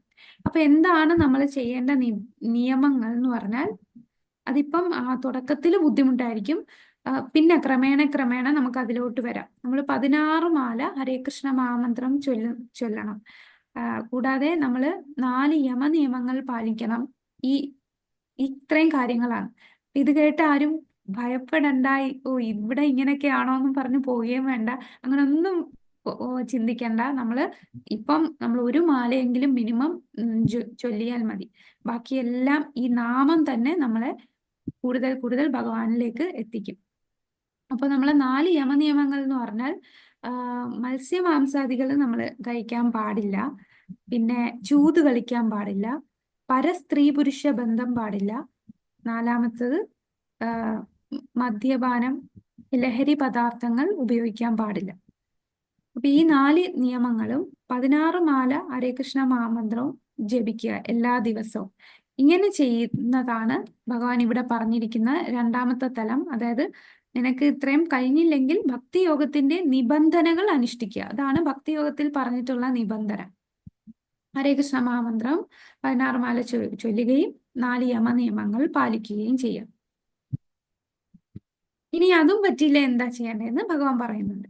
അഭ്യാസേപ്യ സമർത്ഥോസി മത്കർമ്മ പരമോ ഭവ മതർത്ഥമപി കർമാണി കുർവൻ സിദ്ധിമവാപ്സ്യസി. ഭക്തിയോഗത്തിന് വേണ്ടുന്ന നിബന്ധനകൾ അനുഷ്ഠിക്കാൻ നിനക്ക് കഴിവില്ലെങ്കിൽ എനിക്ക് വേണ്ടി പ്രവർത്തിക്കാൻ ശ്രമിക്കൂ. എനിക്കായി പ്രവർത്തിക്കുന്നത് കൊണ്ട് തന്നെ നീ പരിപൂർണതയിലെത്തും. എനിക്കായി പ്രവർത്തിക്കുക എന്ന് പറഞ്ഞാൽ നിഷ്കാമ കർമ്മയോഗ, അതാണ് ഇവിടെ പറയുന്നത്. അതായത് നമ്മൾ എന്ത് ചെയ്യുന്നോ, എന്ത് കർമ്മം ചെയ്യുന്നോ, എന്ത് പ്രവൃത്തി ചെയ്യുന്നോ, അതിന്റെ ഫലം ഭഗവാന് കൊടുക്കുക. അതാണ് മൂന്നാമത്തെ സ്റ്റേജ്. ഏറ്റവും ടോപ്പ് മോസ്റ്റ് എന്ന് പറഞ്ഞാൽ മനസ്സും ബുദ്ധിയും എല്ലാം ഭഗവാന് സമർപ്പിച്ച ആത്മാക്കളാണ്. ഇനി അത് പറ്റിയില്ലെങ്കിൽ നിബന്ധനകൾ പാലിക്കുന്ന വ്യക്തികളാണ്. അവർ നിബന്ധനകൾ പാലിച്ചാൽ അവർക്ക് അതിലേക്ക് ഉയരാനുള്ള ആഗ്രഹം വരും. ഇനി ആ നിബന്ധനകൾ പാലിക്കാൻ ബുദ്ധിമുട്ടാണെങ്കിൽ സാരമില്ല, നിനക്ക് അടുത്ത ഒരു വഴിയുണ്ട്. എന്താണ്? നീ ചെയ്യുന്ന കർമ്മഫലം അത് എനിക്കായി അർപ്പിക്കൂ. നമ്മൾ 9ാമത്തെ അധ്യായത്തിൽ യത്കരോഷി യദശ്നാസി യജ്ജുഹോസി ദദാസി അങ്ങനെ ഒരു ശ്ലോകത്തിൽ പറയുന്നുണ്ട്. നീ എന്ത് ചെയ്യുന്നോ, നീ ചെയ്യുന്ന കർമ്മം, നീ ചെയ്യുന്ന യജ്ഞം ചെയ്യുന്നതും ദാനം, ഇതെല്ലാം എനിക്കായി സമർപ്പിക്കൂ എന്ന് പറയുന്നു. അപ്പോൾ ഒരു വ്യക്തി ഒരു ബിസിനസ്സുകാരനാണെന്നുണ്ടെങ്കിൽ ആ ബിസിനസ്സിൽ നിന്ന് കിട്ടുന്ന ലാഭം, കിട്ടുന്ന ഫലത്തെ ആ വ്യക്തി ഞാനിത് കൃഷ്ണന് വേണ്ടി കൊടുക്കുന്നു. അതാണ്. അവരപ്പോ കർമ്മം ഉപേക്ഷിക്കുന്നില്ല, കർമ്മം ചെയ്യുന്നു, അത് ഭഗവാന് കൊടുക്കുന്നു. നിബന്ധനകൾ പാലിക്കാൻ കഴിയില്ല എന്നുണ്ടെങ്കിൽ. അപ്പൊ ഈ കാണിച്ചിരിക്കുന്നത് ഇത് ആൽഫ്രഡ് ഫോർഡ് ആണ്. ഇദ്ദേഹം ഫോർഡ് കമ്പനി, നമ്മുടെ ഫോർഡ് കാർ ഉണ്ടല്ലോ, ആ ഫോർഡ് കമ്പനിയുടെ ഉടമസ്ഥനാണ് ഇദ്ദേഹം. വലിയൊരു കൃഷ്ണഭക്തനാണ്. അദ്ദേഹം തൻ്റെ കിട്ടുന്ന എല്ലാ ധനവും ഭഗവാന്റെ ക്ഷേത്രം പണിയാനായിട്ടാണ് കൊടുക്കുന്നത്. അപ്പൊ മായാപൂർ എന്ന വെസ്റ്റ് ബംഗാളില് മായാപൂർ എന്ന സ്ഥലത്ത് വലിയൊരു ക്ഷേത്രം പണിയുന്നുണ്ട്. അതിന്റെ പണി ഇതുവരെ കഴിഞ്ഞില്ല. അപ്പൊ അത് ഇദ്ദേഹമാണ് അത് പണി കഴിപ്പിക്കുന്നത്. അപ്പൊ ലോർഡ് കൃഷ്ണാസ് ബില്യനിയർ സെർവന്റ് ആണ് ആൽഫ്രഡ് ഫോർഡ്. സമ്പന്നനായ ഒരാൾക്ക് കൃഷ്ണാബോധം പ്രചരിപ്പിക്കാനായി ഒരു ഓഫീസോ ക്ഷേത്രമോ ഉണ്ടാക്കുന്നതിന് സഹായിക്കാം. അപ്പൊ ഒരു സമ്പന്നനായുള്ള വ്യക്തി അദ്ദേഹത്തിന്റെ സമ്പത്ത് ഭഗവാന് വേണ്ടി ഒരു ക്ഷേത്രം ഉണ്ടാക്കാൻ സഹായിക്കാം, അല്ലെങ്കിൽ പുസ്തകങ്ങൾ പ്രസിദ്ധീകരിക്കുന്നതിന് സഹായിക്കാം. ഇങ്ങനെ പ്രവർത്തിക്കാനുള്ള മേഖലകൾ പലതുമുണ്ട്. അത്തരം പ്രവർത്തികളിൽ താല്പര്യം വളർത്തിയെടുക്കേണ്ടതാണ്. തന്റെ കർമ്മഫലങ്ങളെ ഉപേക്ഷിക്കാൻ സാധിക്കാത്ത പക്ഷം അയാൾക്ക് അതിലൊരു ചെറിയ ശതമാനമെങ്കിലും കൃഷ്ണാബോധം പ്രചരിപ്പിക്കുന്നതിനായി ചെലവാക്കാം. അപ്പൊ ഈ പൂർണ്ണമായി ഞാൻ ചെയ്യുന്ന കർമ്മഫലം മൊത്തവും ഭഗവാന് കൊടുക്കണമെന്നും ഭഗവാൻ പറയുന്നില്ല. അതിലൊരു ചെറിയ ശതമാനം നമുക്ക് കിട്ടുന്ന ഫലത്തിന്റെ ചെറിയ ഒരു ഭാഗം ഭഗവാന് വേണ്ടി കൊടുക്കുന്നു. കൃഷ്ണാബോധത്തിനു വേണ്ടിയുള്ള ഈ സമ്മനസാലെയുള്ള സേവനം ഈശ്വര പ്രേമത്തിന്റെ സമുന്നതിയിലെത്താനും പരിപൂർണത നേടാനും സഹായകമാവും. അപ്പൊ ഇതും ഭഗവാൻ സ്വീകരിക്കും. നമ്മൾ ചെയ്യുന്ന ഒരു ചെറിയ സേവനം, നമ്മൾ കിട്ടുന്ന ഫലത്തിന്റെ ഒരു ചെറിയ ശതമാനം നമ്മൾ ഭഗവാന് കൊടുത്താലും അത് ഭഗവാൻ സ്വീകരിക്കുകയാണ്. അതെല്ലാം നമ്മളെ കൃഷ്ണാബോധത്തിൽ ഉയർത്താനായിട്ട് ഇത് സഹായിക്കും. അപ്പൊ ഇത് നമ്മളുടെ ഇസ്കോൺ ശ്രീ ശ്രീ രാധാഗോവിന്ദ് ടെമ്പിളിന്റെ ലിങ്കാണ്. അപ്പം നമുക്ക് എന്തെങ്കിലും സേവ ചെയ്യണമെന്നുണ്ടെങ്കിൽ ഈ ക്ഷേത്രത്തിലും നമുക്ക് സേവ ചെയ്യാവുന്നതാണ്. അതേതദപ്യപശക്തോസി കർത്തും മധ്യോകമാശ്രിതഃ സർവകർമ്മ ഫലത്യാഗം തഥ കുരു യഥാത്മവാൻ. എന്നെ കുറിച്ചുള്ള ഈ ബോധത്തോടു കൂടി പ്രവർത്തിക്കാൻ നിനക്ക് കഴിയുന്നില്ലെങ്കിൽ സർവകർമ്മ ഫലങ്ങളെയും ത്യജിച്ച് ആത്മസ്ഥിതനായി തീരാൻ ശ്രമിക്കുക. ഇനി അഥവാ ഈ ഫലമൊന്നും എനിക്ക് കൃഷ്ണന് കൊടുക്കാൻ താല്പര്യമില്ലെങ്കിൽ സാരമില്ല, അറ്റ്ലീസ്റ്റ് നമുക്ക് കിട്ടുന്ന ഫലത്തിന്റെ കുറച്ചു ഭാഗം പുണ്യപ്രവർത്തികൾക്ക് വേണ്ടി ചെയ്യുക. അതാണ് ഇവിടെ പറയുന്നത്. അത് താഴത്തെ ലെവലാണ്, 4th സ്റ്റേജ് ആണ്. ടോപ്പ് മോസ്റ്റ് സ്റ്റേജ് ശുദ്ധഭക്തി. അത് കഴിഞ്ഞ് നമ്മൾ നിബന്ധനകൾ അനുസരിച്ച് ചെയ്യുന്ന ഭക്തി, അതിനെയാണ് സാധനാ ഭക്തി എന്ന് പറയും. ഇനി അതും പറ്റിയില്ലെങ്കിൽ ഈ കർമ്മയോഗ ചെയ്യും, നിഷ്കാമ കർമ്മ, നീ കർമ്മത്തിന്റെ ഒരു ഫലം എനിക്ക് അർപ്പിക്കും. ഇനി അതും പറ്റിയില്ലെങ്കിൽ അടുത്ത സ്റ്റേജ് പറയുന്നത്, നീ എന്ത് പ്രവൃത്തി ചെയ്താലും, നമുക്കിപ്പോ കുറച്ച് പൈസ കിട്ടിയാൽ പാവങ്ങൾക്ക് കൊടുക്ക്, ഒരു ഓർഫനേജിനോ അല്ലെങ്കിൽ ഹോസ്പിറ്റലിനും ഈ സോഷ്യൽ സർവീസ് ചെയ്യാനും രാജ്യത്തിന് വേണ്ടി അങ്ങനെ എന്തെങ്കിലും അങ്ങനെയുള്ള കർമ്മത്തിനെങ്കിലും നീ കൊടുക്ക്. അതും കൃഷ്ണൻ സ്വീകരിക്കുമെന്നാണ് പറയുന്നത്. കൃഷ്ണനായിട്ട് കൊടുത്തില്ലെങ്കിലും ഭഗവാന്റെ സേവനത്തിന് കൊടുത്തില്ലെങ്കിലും ഇങ്ങനെയുള്ള പുണ്യകർമ്മങ്ങൾക്ക് വേണ്ടി കൊടുക്കും. അപ്പൊ ഭഗവാൻ അങ്ങനെ പറയാൻ കാരണം, ഞാൻ കഷ്ടപ്പെട്ടുണ്ടാക്കിയ പൈസ അത് എനിക്കുള്ളത്. ആർക്കും ഒന്നും കൊടുക്കാതിരിക്കുമ്പോഴേ നമ്മൾ ഭയങ്കര പിശുക്കരാണ് എന്നുണ്ടെങ്കിൽ നമ്മുടെ മനസ്സ് ഭയങ്കര കഠിന ഹൃദയരായിരിക്കും. ആർക്കും ഒന്നും കൊടുക്കാത്ത മനസ്സാണ്. അങ്ങനെയുള്ളവർക്ക് കൃഷ്ണാബോധത്തിലേക്ക് വരാൻ വളരെ പ്രയാസമാണ്. കാരണം അവർ ഒരുപാട് അറ്റാച്ച്ഡ് ആണ്, ഒരുപാട് ബന്ധിക്കപ്പെട്ടിരിക്കുകയാണ് അവരുടെ കർമ്മ ഫലത്തിലും. ഇത് എനിക്കാണ്, ഇത് ഞാൻ ആർക്കും കൊടുക്കത്തില്ല, ഒരു സേവനത്തിനും കൊടുക്കില്ല, ഇതെനിക്കും എൻ്റെ കുടുംബത്തിനും മാത്രം ഉള്ളതാണ്. അങ്ങനെ ഒരു ചിന്ത വന്നാൽ അവര് അവർക്ക് ഒരിക്കലും ഒരിക്കലും എന്നല്ല, വളരെ പ്രയാസമാണ് അവർക്ക് കൃഷ്ണാവബോധത്തിൽ വരാൻ. അപ്പൊ നമ്മൾക്കൊരു ഡിറ്റാച്ച്മെന്റ് വരണം, എല്ലാം ഒരു അനാസക്തി വരണം. ഈ ഫലം മൊത്തം എനിക്കല്ല, ഞാൻ പുണ്യകർമ്മത്തിന് അങ്ങനെങ്കിലും ചെയ്താൽ കൃഷ്ണാവബോധത്തിലേക്ക് വരും, അതും ഭഗവാൻ സ്വീകരിക്കും. പക്ഷെ ഒന്നും കൊടുക്കാതിരിക്കുന്നത് നമുക്ക് ഭഗവാനെ മനസ്സിലാക്കാൻ പ്രയാസമാണ്. അങ്ങനെയുള്ളവർക്ക് ഭഗവാനെ മനസ്സിലാവില്ല. ശ്രേയോ हि ज्ञानमभ्यासात् ज्ञानाध्यानं विशिष्यते ധ്യാനാത് കർമ്മഫലത്യാഗാസ് ത്രാഗാചാന്തിരനന്തരം. നിനക്ക് പരിശീലിക്കാൻ സാധ്യമല്ലെങ്കിൽ ജ്ഞാനാർജനത്തിന് ശ്രമിക്കുക. ഇനി ഈ ഇന്റലക്ച്വൽ ലെവലിലാണെന്നുണ്ടെങ്കിൽ നീ ആ ജ്ഞാനം വളർത്തൂ. ജ്ഞാനത്തെക്കാൾ ശ്രേഷ്ഠമാണ് ധ്യാനം.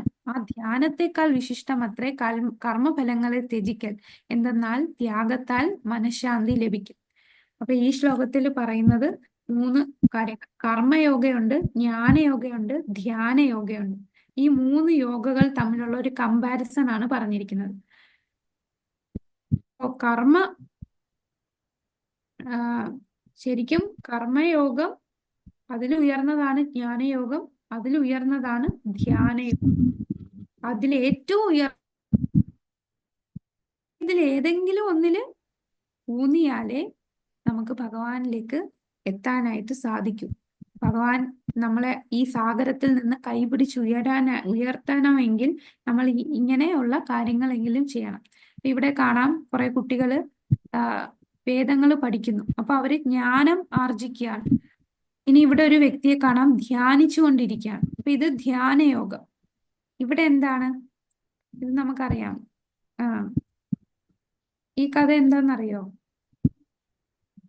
ഇവിടെ ഒരു പഴക്കച്ചവടക്കാരി ഭഗവാന്റെ അടുത്ത് വീട്ടില്, അവിടെ യശോദയും നന്ദമഹാരാജാവിന്റെ വീട്ടില് പഴം കച്ചവടം ചെയ്യാൻ വന്നപ്പോ ആ സമയത്ത് എന്താണ്, ഈ ബാർട്ടൺ സിസ്റ്റം ആണ്. എന്തെങ്കിലും ഒരു വസ്തു കൊടുത്തിട്ട് ഈ പഴങ്ങൾ വാങ്ങിക്കും.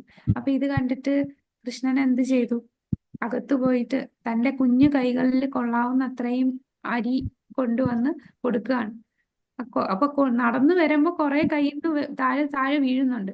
എന്നാലും കയ്യില് അവസാനം കൊടുത്തപ്പോ 1 2 അരിമണികൾ മാത്രമേ ഉള്ളൂ. അപ്പൊ അത് സ്വീകരിച്ചിട്ട് ഈ സ്ത്രീ എന്ത് ചെയ്തു? ആ കൊട്ട നിറയെ ഉള്ള മാമ്പഴം കൊടുക്കുകയാണ് ചെയ്തത്. കാരണം കൃഷ്ണനോടുള്ള ആകർഷണം കൊണ്ട് എല്ലാം കൊടുത്തു. പിന്നീട് എന്താ സംഭവിച്ചത്? ആ കൊട്ട നിറയെ എന്തായിരുന്നു? വജ്രവും സ്വർണവും സ്വർണവും വജ്രവും ആയിരുന്നല്ലേ. അപ്പൊ അത് ഭക്തി യോഗയാണ്. പക്ഷെ ഇതിന് ശേഷവും ഉണ്ട്. നമ്മൾ വിചാരിക്കും ആ പഴക്കച്ചവടക്കാരി ഈ വജ്രവും സ്വർണവും ഒക്കെ കൊണ്ട് സുഖമായിട്ട് പിന്നെ അങ്ങ് ജീവിക്കുന്നു. പക്ഷെ അങ്ങനല്ല, അവരറിഞ്ഞില്ല. പിന്നീട് ഇത് കണ്ടപ്പോ ഭഗവാൻ എനിക്ക് ഇതാണോ തന്നത്? എനിക്ക് ഇതിന്റെ ആവശ്യമില്ല, എനിക്ക് ഭഗവാനോടുള്ള ഭക്തി അനന്യ ഭക്തിയായിരുന്നു. അപ്പം ഈ സ്ത്രീ ആ വജ്രവും സ്വർണവും എല്ലാം കളഞ്ഞിട്ട് വീണ്ടും പഴങ്ങളും കൊണ്ട് ഭഗവാന്റെ അടുത്ത് ചെല്ലും. അങ്ങനെ ഭഗവാന്റെ അടുത്ത് ഈ പഴങ്ങളുമായിട്ട് ചെല്ലുമ്പോ കൃഷ്ണൻ പറയുമോ, അപ്പൊ വീണ്ടും ഇവിടെ വന്നോ?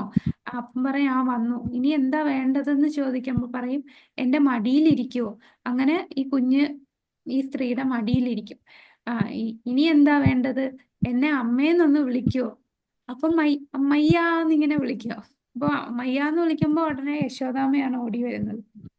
അപ്പൊ ഈ അമ്മയ്ക്ക് ഭയങ്കര സന്തോഷമാവും, ഞാൻ കൃഷ്ണന്റെ അമ്മയായി. അപ്പൊ ഈ ഭക്തർക്ക് വേറൊന്നും വേണ്ട, പണത്തിനോടോ ധനവും ഒന്നും പ്രശസ്തിയോ ഒന്നും ആഗ്രഹിക്കുന്നില്ല.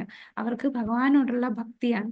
ആ ഭഗവാനുമായിട്ടുള്ള ബന്ധം സ്ഥാപിക്കുക, അതിലാണ് ഭക്തി യോഗ എന്ന് പറയുന്നത്.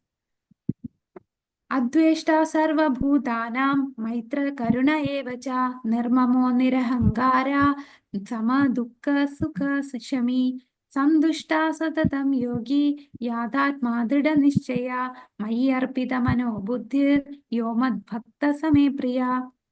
ഇവിടെ ഇനി പറയുന്നത് ഭക്തരുടെ സ്വഭാവങ്ങളാണ്. ഇനി ഭഗവാൻ പറയുന്നത് 13, 14 അങ്ങോട്ടുള്ള ശ്ലോകത്തിലെല്ലാം ഒരു എങ്ങനത്തെ സ്വഭാവം, ഭക്തരുടെ ഏത് സ്വഭാവമാണ് ഭഗവാൻ ഏറ്റവും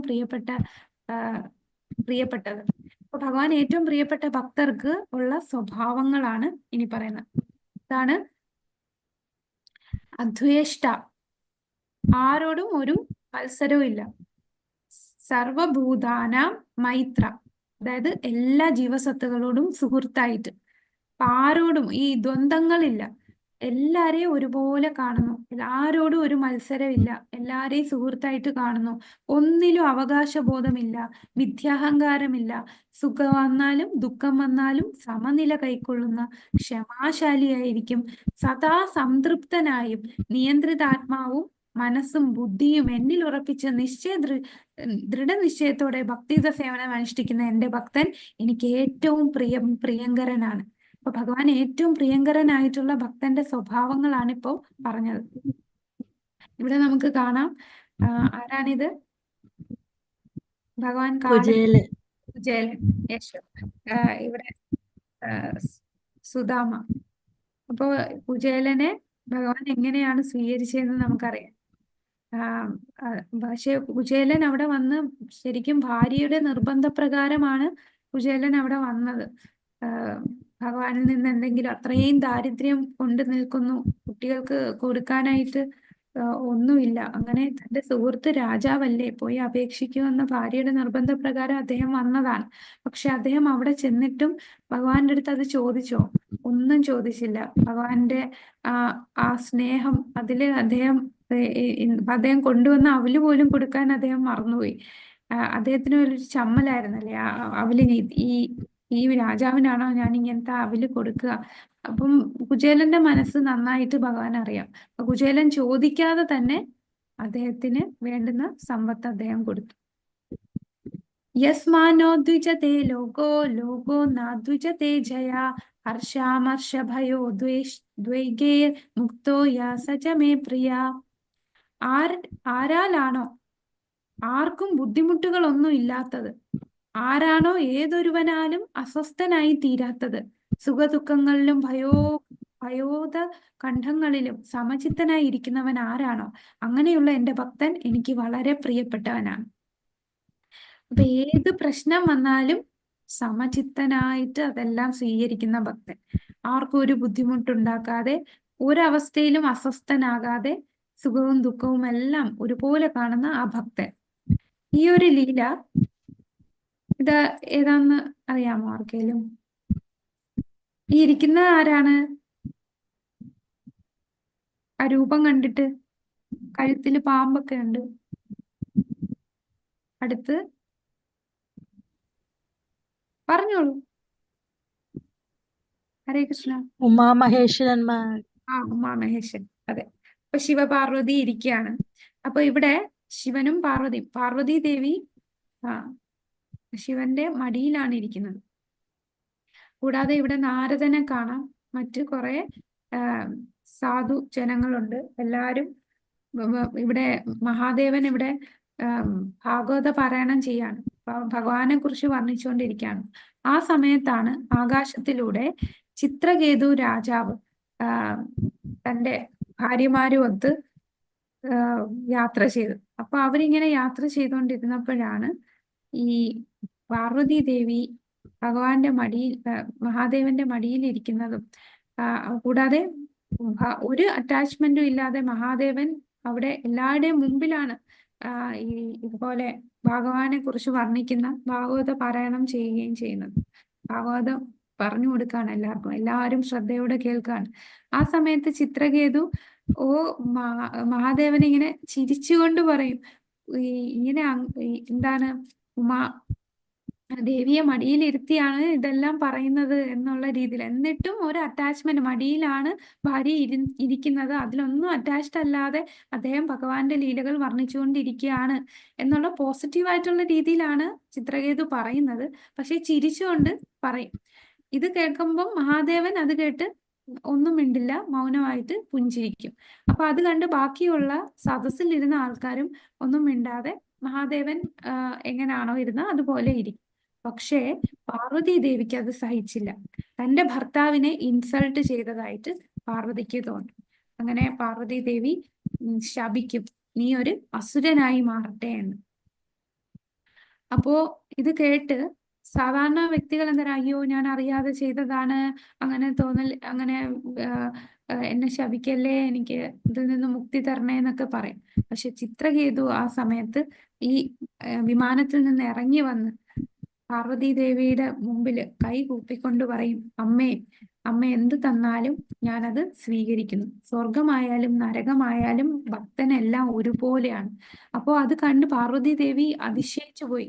അമ്മയെ എന്ന് സംബോധന ചെയ്ത് അമ്മ തരുന്ന ഈ ശാപത്തെ ഞാൻ സ്വീകരിക്കുന്നു. ഞാൻ ചെയ്ത കർമ്മഫലം കൊണ്ടാണ് എനിക്ക് ഈ ശാപം വരുന്നത്. അത് ഞാൻ 2 കൈകളും കൊണ്ട് സ്വീകരിക്കുകയാണ് എന്ന് പറയുന്നു. അപ്പം മഹാദേവൻ പറയും, പാർവതിക്ക് പറഞ്ഞു കൊടുക്കുന്നതാണ്, സ്വർഗാപവർഗ നരകേഷു അപി തുല്യാതു ദർശനം. ഒരു ഭക്തൻ, ഭഗവാന്റെ ഉയർന്ന ശുദ്ധ ഭക്തൻ സ്വർഗമായാലും നരകമായാലും എല്ലാം തുല്യമായിട്ട് ദർശിക്കുന്നവനാണ്. അങ്ങനെ ഈ ശാപം കിട്ടിയാണ് വൃത്രാസുരനാകുന്നത്. ചിത്രകേതു രാജാവാണ് വൃത്രാസുരനായി മാറുന്നത്. പിന്നെ വൃത്രാസുരന്റെ ഭാഗം നമുക്ക് ശ്രീമദ് ഭാഗവതത്തിൽ വൃത്രാസുരന്റെ ആ ഭാഗം നന്നായിട്ട് വർണ്ണിക്കുന്നുണ്ട്. അപ്പൊ വൃത്രാസുരൻ ഒരു വലിയ ഭക്തനാണ്, ഉയർന്ന ഭക്തനാണ്. പിന്നീട് ആ വൃത്രാസുരന്റെ ശരീരം വെടിഞ്ഞു കഴിഞ്ഞ് ചിത്രകേതുവിന്റെ ആ ആത്മാവ് ഭഗവാന്റെ അടുത്ത് പോവുകയാണ് ചെയ്യുന്നത്. അപ്പൊ അതാണ് സമചിത്തനാണ്. സുഖവും ദുഃഖവും ഭയോത്കണ്ഠങ്ങളിലൊക്കെ സമചിത്തനായി ഇരിക്കുന്നവൻ, അങ്ങനെയുള്ളവൻ ഭഗവാൻ ഏറ്റവും പ്രിയപ്പെട്ടവനാണ്. അനപേക്ഷാശുചിർ ദക്ഷ ഉദാസീനോ ഗതവ്യത സർവാരംഭ പരിത്യാഗി യോ മദ്ഭക്ത സമേ പ്രിയ. സാധാരണ കർമ്മക്രമങ്ങളെ ഒന്നിനെയും ആശ്രയിക്കാത്തവനും വിശുദ്ധനും നിപുണനും ഉത്കണ്ഠ വ്യഥ എന്നിവയില്ലാത്തവനും ഫലം ഉദ്ദേശിച്ച് പ്രവർത്തിക്കാത്തവനുമായ എന്റെ ഭക്തൻ എനിക്ക് ഏറ്റവും പ്രിയപ്പെട്ടവനാണ്. അതിനുത്തമ ഉദാഹരണമാണ് നമ്മുടെ ശ്രീല പ്രഭുപാദ്. അദ്ദേഹം വേറൊന്നിനെയും ആശ്രയിക്കാതെ ഉത്കണ്ഠയില്ലാതെ ഇത്ര ധൈര്യമായിട്ടാണ് ഒറ്റയ്ക്ക് അദ്ദേഹം അമേരിക്കയിൽ 40 രൂപയുമായിട്ട് ആരെയും ആശ്രയിക്കാതെ അദ്ദേഹം പോയി. അദ്ദേഹത്തിന്റെ തന്റെ ഗുരുവിനെ മാത്രം, ഗുരു ഭഗവാനെയും ആശ്രയിച്ചാണ്. ആരും സഹായിക്കാനില്ലായിരുന്നു. ഒരുപാടെടുത്ത് അദ്ദേഹം സഹായം ചോദിച്ചു, പക്ഷെ ആരും അദ്ദേഹത്തിനെ സഹായിക്കാൻ വന്നില്ല. അങ്ങനെ ഒറ്റയ്ക്ക് ഒരു വ്യഥയില്ലാതെ തന്റെ കൂടെ ഭഗവാനുണ്ട്. താൻ അമേരിക്കയിൽ പോവല്ല, ശ്രീമദ് ഭാഗവതമാണ് പോകുന്നത്, ഞാൻ അതിന്റെ കൂടെ പോവുകയാണെന്നാണ് അദ്ദേഹം പറഞ്ഞത്. അദ്ദേഹം ശ്രീമദ് ഭാഗവതം ട്രാൻസ്ലേറ്റ് ചെയ്ത് കുറച്ച് വോളിയം ബുക്ക് കയ്യിലുണ്ടായിരുന്നു. പിന്നെ അത് വിറ്റിട്ടാണ് കുറച്ച് പൈസ അദ്ദേഹത്തിന് കിട്ടുന്നത്. അപ്പൊ ആ ഭാഗവതമാണ് വിദേശത്ത് പോയത്, ഞാൻ അതിന്റെ കൂടെ പോയതാണ്. അപ്പൊ അത്ര ഉറച്ച വിശ്വാസത്തോടു കൂടിയാണ്, ഒരു ഉത്കണ്ഠയും വ്യാധിയും ഒന്നുമില്ലാതെ വ്യക്തിയായിരുന്നു. യോ ന ഹൃഷ്യതി ന ദ്വേഷ്ടി ന ശോചതി ന കാംക്ഷതി ശുഭാശുഭ പരിത്യാഗി ഭക്തിമാൻ യാ സമേ പ്രിയ. സന്തോഷിക്കുകയോ ദേഷിക്കുകയോ ദുഃഖിക്കുകയോ ആഗ്രഹിക്കുകയോ ചെയ്യാത്തവനും ശുഭങ്ങളെയും അശുഭങ്ങളെയും ത്യജിച്ചവനുമായ ഭക്തൻ എനിക്ക് അത്യന്തം പ്രിയനാണ്. അപ്പൊ ഇതാരാണ്? പ്രഹ്ലാദൻ. പ്രഹ്ലാദനെ ഇവിടെ ഏതൊക്കെ രീതിയിലാണ് വധിക്കാനായിട്ട് ഹിരണ്യകശിപു ഏൽപ്പിച്ചിരുന്നത്. ആനയെ കൊണ്ട് കൊല്ലാൻ ശ്രമിച്ചപ്പോഴും ഇവിടെ എന്താണ്? പ്രഹ്ലാദൻ നാരായണ നാരായണ നാരായണ നാരായണ നാമം സദാ ജപിച്ചുകൊണ്ടേയിരുന്നു. ഒരു പേടിയുമില്ല. വെറും 5 വയസ്സുള്ള കുട്ടിയാണ്. സാധാരണ കുട്ടികൾക്ക് ഇരുട്ട് കാണുമ്പോൾ പേടിച്ച് ഓടുകയാണ്. ചെറുതായിട്ടൊരു പാമ്പിനെ കണ്ടാ പേടിക്കുന്ന നമ്മൾ പോലും ഒരു പാമ്പിനെ കണ്ടാ പേടിക്കും. അപ്പൊ ഈ കൊച്ചുകുട്ടി എന്ന് പറയുമ്പോൾ എത്ര മൃദുലമായിട്ടുള്ള ഹൃദയമുള്ള കുട്ടിയായിരിക്കും. പക്ഷേ നാരായണനോടുള്ള അനന്യ ഭക്തി കാരണം അതിന് എല്ലാം ശുഭവും അശുഭവും എല്ലാം ഒരുപോലെയാണ്. അത്ര വിശ്വാസമാണ്. ഉറച്ച വിശ്വാസത്തോടു കൂടി നാരായണനെ ജപിച്ചുകൊണ്ടിരിക്കുകയാണ്. അതുകൊണ്ട് ഒരു ശക്തിക്കും അതിനെ ആ ഭക്തനെ ഒന്നും ചെയ്യാൻ സാധിക്കുന്നില്ല. സമശത്രൗ ച മിത്ര ച തഥാ മാനാപമാനയോ ശീതോഷ്ണ സുഖദുഃഖേഷു സമസംഗ വിവർജിത തുല്യനിന്ദാസ്തുതിർമൗനി സന്തുഷ്ടോ യേന കേനചിത് അനികേത സ്ഥിരമതിർ ഭക്തിമാൻ മേ പ്രിയോ നര. ശത്രുക്കളിലും മിത്രങ്ങളിലും സമഭാവനയോടെ മാനാപമാനങ്ങൾ, ശീതോഷ്ണങ്ങൾ, സുഖദുഃഖങ്ങൾ, ആദരവ് അനാദരവ്, യശസ് ദുഷ്കീർത്തി എന്നീ ദ്വന്ദ്ങ്ങളെ ഒരേ വിധം കൈക്കൊണ്ട് അസത്സംഗത്തിൽ നിന്ന് എല്ലായ്പ്പോഴും മുക്തനും മൗനിയും ജ്ഞാനത്തിൽ ഉറച്ചവനും സംതൃപ്തനുമായി ഗാർഹിക ബോധം ഉപേക്ഷിച്ച് ഭക്തിയുത സേവനത്തിൽ ഏർപ്പെട്ടിരിക്കുന്ന ഭക്തൻ എനിക്ക് എത്രയും പ്രിയപ്പെട്ടവനാണ്. ശത്രുവായാലും മിത്രമായാലും ഒരുപോലെ കാണുന്നു. നമ്മളെ ആരെങ്കിലും ഇൻസൾട്ട് ചെയ്താലും, നമ്മളെ ആര് പുകഴ്ത്തി പറഞ്ഞാലും അതും ഒരേപോലെ ചൂടായാലും തണുപ്പായാലും സുഖമായാലും ദുഃഖമായാലും ആദരവ് അനാദരവ് യശസ് ദുഷ്കീർത്തി ഇപ്പൊ എല്ലാം എല്ലാത്തിൽ നിന്നും മുക്തനായിട്ടുള്ള വ്യക്തിയായിരിക്കും. അപ്പൊ ഈ കാണിച്ചിരിക്കുന്നത് ആർക്കെങ്കിലും അറിയാമോ ഇത് ആരാന്ന്, ഈ ലീല എന്താണെന്ന്? ഇത് അംബരീഷ രാജാവാണ്. അംബരീഷ രാജാവ് ഒരു വലിയ ഭക്തനാണ്. അംബരീഷ രാജാവ് അദ്ദേഹം ഏകാദശി വ്രതം നോക്കുന്ന രാജാവാണ്. അദ്ദേഹവും തന്റെ പ്രജകളെ കൊണ്ടും ഏകാദശി എടുപ്പിക്കും. അപ്പൊ ഈ രാജാവിന്റെ അടുത്ത് ഒരു ദിവസം ദുർവാസ മുനി വരികയാണ്. അപ്പൊ ദുർവാസ മുനി വന്നത് ഏകാദശി ദിവസമാണ്. അപ്പൊ ഏകാദശി ദിവസം വരുമ്പോ അദ്ദേഹത്തിന് ഏകാദശി മുറിക്കാനായിട്ട് നമുക്കറിയാം പാരണ വീട്ടുന്ന ഒരു സമയമുണ്ട്. ആ സമയത്തില് നമുക്ക് ഏകാദശി മുറിച്ചിട്ട് പിന്നെ നമുക്ക് ഭക്ഷണം കഴിക്കാം. അപ്പൊ അദ്ദേഹം പറയും, ദുർവാസാവ് പറയും, ഞാൻ പോയി കുളിച്ചിട്ട് വരാം, എന്നിട്ട് നമുക്ക് ഒന്നിച്ച് പാരണ വീട്ടാം, എന്നിട്ട് നമുക്ക് ഒന്നിച്ചിരുന്ന് കഴിക്കാം എന്ന് പറയും. അങ്ങനെ ഇദ്ദേഹം കുളിക്കാൻ പോയി. പക്ഷെ പാരണ വീട്ടേണ്ട സമയം തീരാറായി. ഒരു തുള്ളി ജലം പോലും കഴിക്കാതെ നിർജ്ജല ഏകാദശിയാണ് ഇദ്ദേഹം എടുക്കുന്നത്. അപ്പം ഈ രാജാവ് നിർജ്ജല ഏകാദശി എടുത്തു. പാരണ വീട്ടേണ്ട സമയമായി. പാരണ കഴിഞ്ഞു കഴിഞ്ഞാൽ പിന്നെ നമ്മൾ ഏകാദശിയുടെ എഫക്റ്റ് ഇല്ലാതാവും, നമ്മൾ ഏകാദശി എടുത്തില്ല എന്നാവും. അപ്പൊ അത് ഭഗവാനെ നിന്ദിക്കുന്നതിന് തുല്യമാണ് നമ്മൾ ഏകാദശി വ്രതം എടുത്തില്ല എന്നുണ്ടെങ്കിൽ. ഇനിയിപ്പൊ ഇദ്ദേഹം നമുക്ക് വന്ന ഗസ്റ്റ് അല്ലേ. അപ്പം അംബരീഷ രാജാവിന്റെ അടുത്ത് വന്ന ഗസ്റ്റ് ആണ് ദുർവാസ മുനി. അപ്പൊ ഗസ്റ്റിനെ നിന്ദിക്കുന്ന പോലെ ആവില്ലേ അദ്ദേഹം വരുന്നതിന് മുമ്പേ നമ്മൾ ബ്രേക്ക് ചെയ്താൽ? അങ്ങനെ എന്ത് ചെയ്യണമെന്നുള്ള ഒരു ധർമ്മസങ്കടത്തിലാകുമ്പോ അവിടെയുള്ള ഉയർന്ന ബ്രാഹ്മണര്, അപ്പോ ഉപദേശകര് ഇദ്ദേഹത്തോട് പറയും, സാരമില്ല, അങ്ങ് ഒരു തുള്ളി വെള്ളം കുടിച്ച് ഈ വ്രതം മുറിക്ക്. അപ്പം എന്തായാലും അദ്ദേഹത്തിനെ സ്വീകരിച്ചില്ല എന്നുമില്ല, ഒരു തുള്ളി വെള്ളമല്ലേ കുടിക്കുന്നുള്ളൂ. പക്ഷെ ദുർവാസ മുനി ഇങ്ങനെ നോക്കിക്കൊണ്ടിരിക്കുകയാണ് ഇദ്ദേഹം എന്താ ചെയ്യുന്നതെന്ന് അറിയാനായിട്ട്. ഇദ്ദേഹത്തിന്റെ ദിവ്യദൃഷ്ടിയിൽ കാണാം എന്താണ് അംബരീഷ് ചെയ്യുന്നതെന്ന്. അങ്ങനെ അംബരീഷ് രാജാവ് ഒരു തുള്ളി വെള്ളം എടുത്ത് അത് കുടിച്ച് ബ്രേക്ക് ചെയ്തപ്പോഴേക്കും ദുർവാസാവ് വന്നു. എന്നിട്ട് പറയും, എന്നെ അപമാനിച്ചു. ദുർവാസാവിന് ഭയങ്കര ദേഷ്യമാണല്ലോ, ചെറിയ കാര്യം മതി ദേഷ്യം വരാൻ. എന്നെ നീ അപമാനിച്ചു അല്ലേ, ഞാൻ വരുന്നതിന് മുമ്പേ നീ ഇത് കഴിച്ചു, അതിനാൽ നിന്നെ ഇപ്പോൾ വധിക്കും എന്ന് പറഞ്ഞ് അദ്ദേഹത്തിന്റെ ജടയിൽ നിന്ന് ജടയെടുത്ത് താഴെ ഇടുമ്പോ ഒരു ഭീകര സത്വം വന്ന് കൊല്ലാനായിട്ട്, അംബരീഷനെ കൊല്ലാനായിട്ട് നിൽക്കുകയാണ്. അപ്പോ അദ്ദേഹം തിരിച്ചൊന്നും പറഞ്ഞില്ല. രാജാവാണ്, രാജാവിന് വേണമെങ്കിൽ തിരിച്ചാക്രമിക്കാം. ഒന്നും പറയാതെ ഭഗവാനിൽ തന്നെ മനസ്സൂന്നി, സവൈ മനകൃഷ്ണ പാതാരവിന്ദയോ വാചാംസി വൈകുണ്ഠ ഗുണാനുവർണ്ണനെ കരോ ഹരിർ മന്ദിരമാർജനാദൃശു ശ്രുതിം ചകാചാര ഭഗവാനെ കുറിച്ച് കേൾക്കുകയാണ് ചെവി കൊണ്ട്.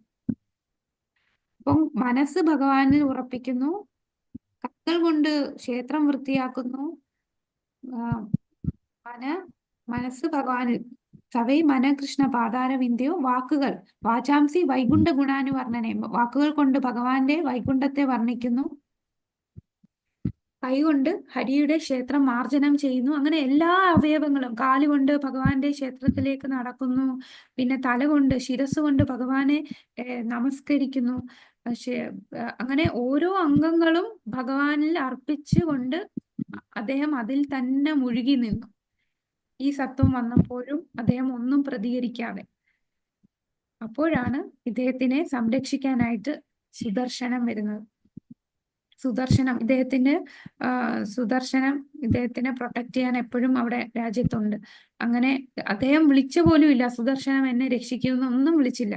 സുദർശന ചക്രം വന്ന് ഈ ഭീകര സത്വത്തെ കൊല്ലുകയും പിന്നീട് അംബരീഷ രാജാവിന്റെ ആ സുദർശനം ഭഗവാന്റെ സുദർശനമാണ്. ഈ ദുർവാസാവിനെ കൊല്ലാനായിട്ട് ദുർവാസാവിനെ ഇട്ട് ഓടിക്കും. അങ്ങനെ ദുർവാസാവ് ആദ്യം ഓടി ചെല്ലുന്നത് ബ്രഹ്മാവിന്റെ അടുത്താണ്. ബ്രഹ്മാവ് പറയും, എനിക്കൊന്നും ചെയ്യാൻ സാധിക്കില്ല, അത് ഭഗവാന്റെ സുദർശനമാണ്, നീ മഹാദേവന്റെ അടുത്ത് ചോദിച്ചു നോക്കൂ. അങ്ങനെ മഹാദേവന്റെ അടുത്ത് ചെന്നു, കൈലാസത്തിലെത്തി. മഹാദേവനും പറയും, എനിക്കൊന്നും ചെയ്യാൻ സാധിക്കില്ല, നാരായണന്റെ അല്ലേ, നാരായണന്റെ അടുത്ത് ചെല്ലു. അങ്ങനെ നാരായണന്റെ അടുത്ത് ചെല്ലുമ്പോ ഭഗവാൻ എന്താണ് പറയുന്നത്, എനിക്കൊന്നും ചെയ്യാൻ പറ്റില്ല, ഞാൻ പറഞ്ഞിട്ടല്ല സുദർശനം പോയത് എന്ന് പറയും. അപ്പം പറയും, അങ്ങ് എന്താ ഹൃദയമില്ലാത്തവനാണോ, ഞാൻ അങ്ങയെ ശരണം പ്രാപിച്ചതല്ലേ, അങ്ങേ എന്നെ രക്ഷിക്കില്ലേ എന്ന് ചോദിക്കുമ്പോൾ പറയും, ഇല്ല, എന്റെ ഹൃദയം എന്റെ ഭക്തന്റെ അടുത്താണ്. ഇത് നിനക്ക് ഇതിൽ നിന്ന് രക്ഷ വേണമെങ്കിൽ നീ ഏത് ഭക്തനോടാണോ അപരാധം ചെയ്തത് ആ ഭക്തന്റെ മുമ്പിൽ പോയി കാൽക്കൽ വീഴാൻ പറയും.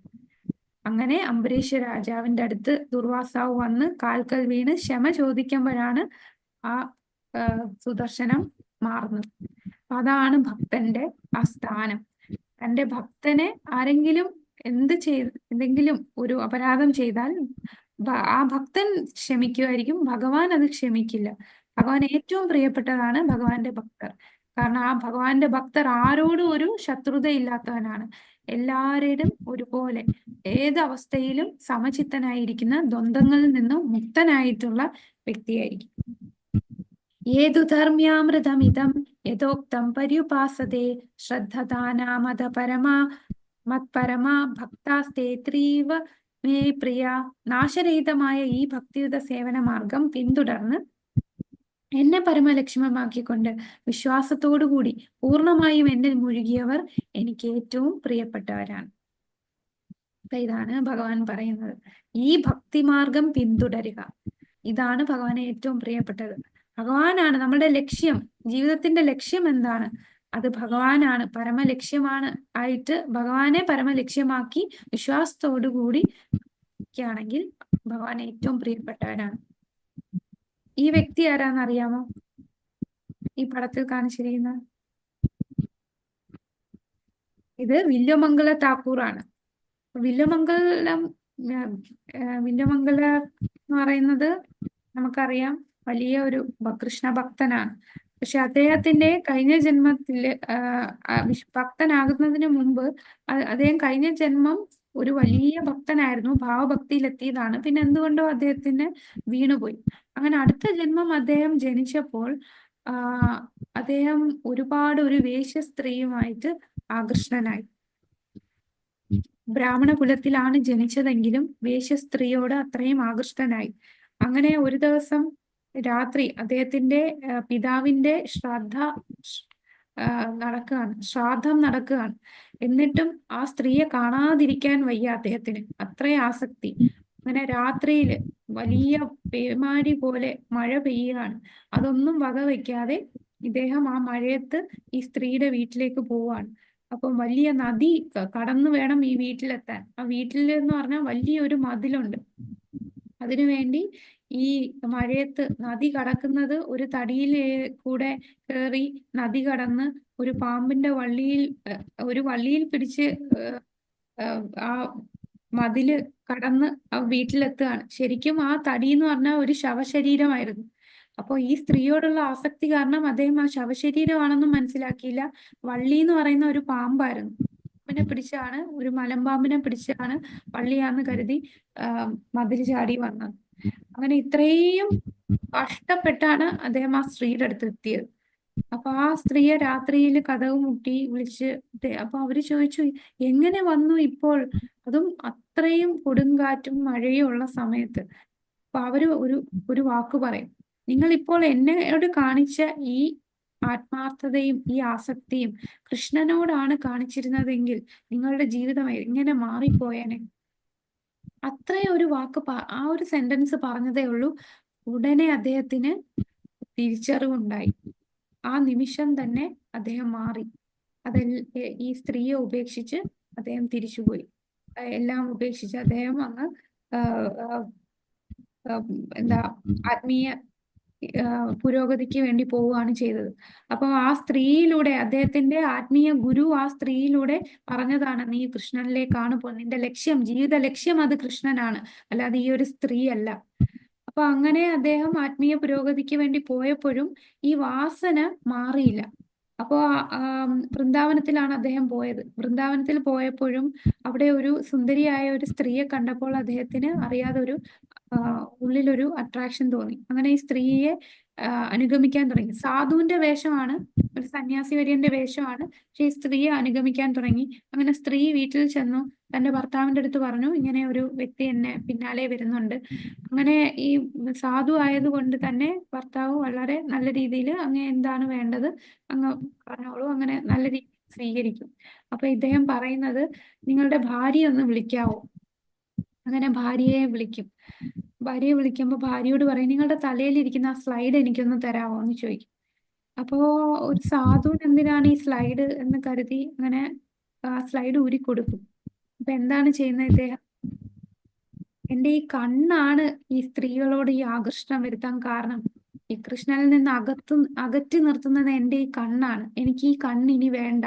അങ്ങനെ ആ സ്ലൈഡ് വെച്ച് അദ്ദേഹം തന്റെ കണ്ണുകൾ ചൂഴ്ന്നെടുക്കുകയാണ് ചെയ്യുന്നത്. അതിനുശേഷം അന്ധനായിട്ടാണ് അദ്ദേഹം കഴിയുന്നത്. സദാസമയം ഭഗവാനെ ഭജിച്ചുകൊണ്ടേയിരിക്കും.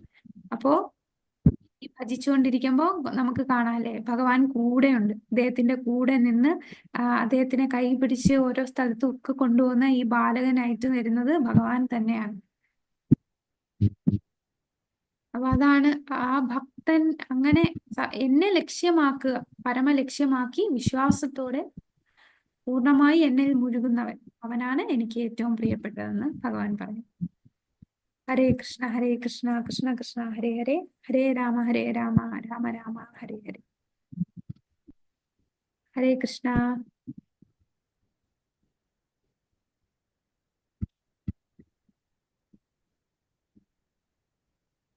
വാഞ്ചാകൽപതരുഭ്യശ്ച കൃപാസിന്ധുഭ്യഃ ച പതിതാനാം പാവനേഭ്യോ വൈഷ്ണവേഭ്യോ നമോ അനന്തകോടി ഗുരു മഹാരാജ് की जय. गौर प्रेमानंदे हरि हरि बोल. हरे कृष्णा माताजी. ഹരേ കൃഷ്ണ. പ്രണാം മാതാജി. ഹരേ കൃഷ്ണ. താങ്ക് യു മാതാജി. ലൈവ് ക്ലോസ് ചെയ്യും. ओके माताजी. हरे कृष्ण.